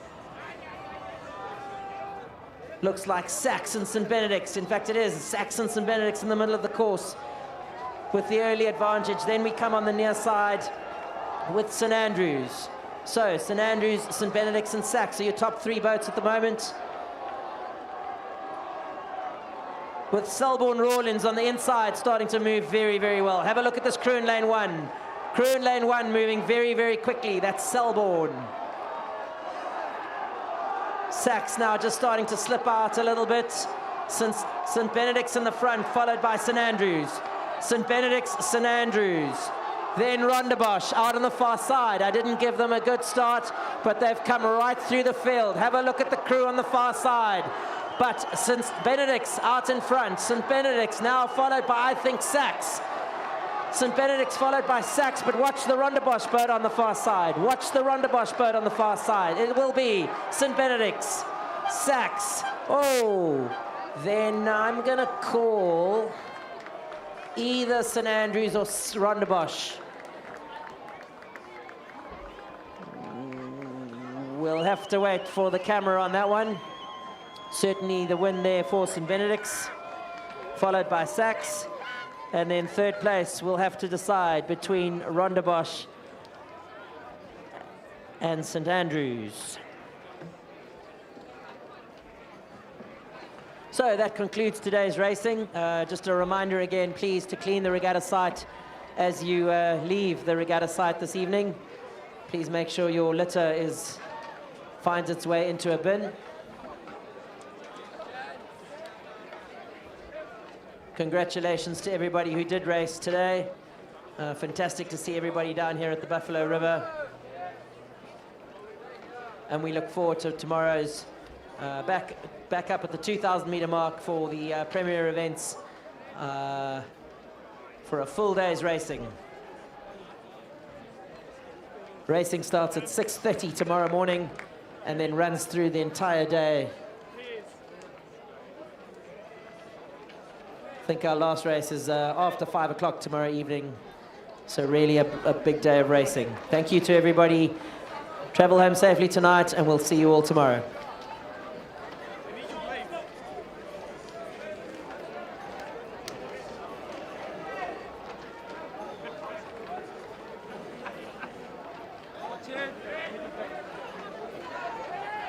Those clubs who are competing for points in the Selborne Regatta, the points trophy will be awarded at tomorrow evening's prize giving as part of the main prize giving. So points for today's regatta, or points trophy for today's regatta, awarded at prize giving tomorrow.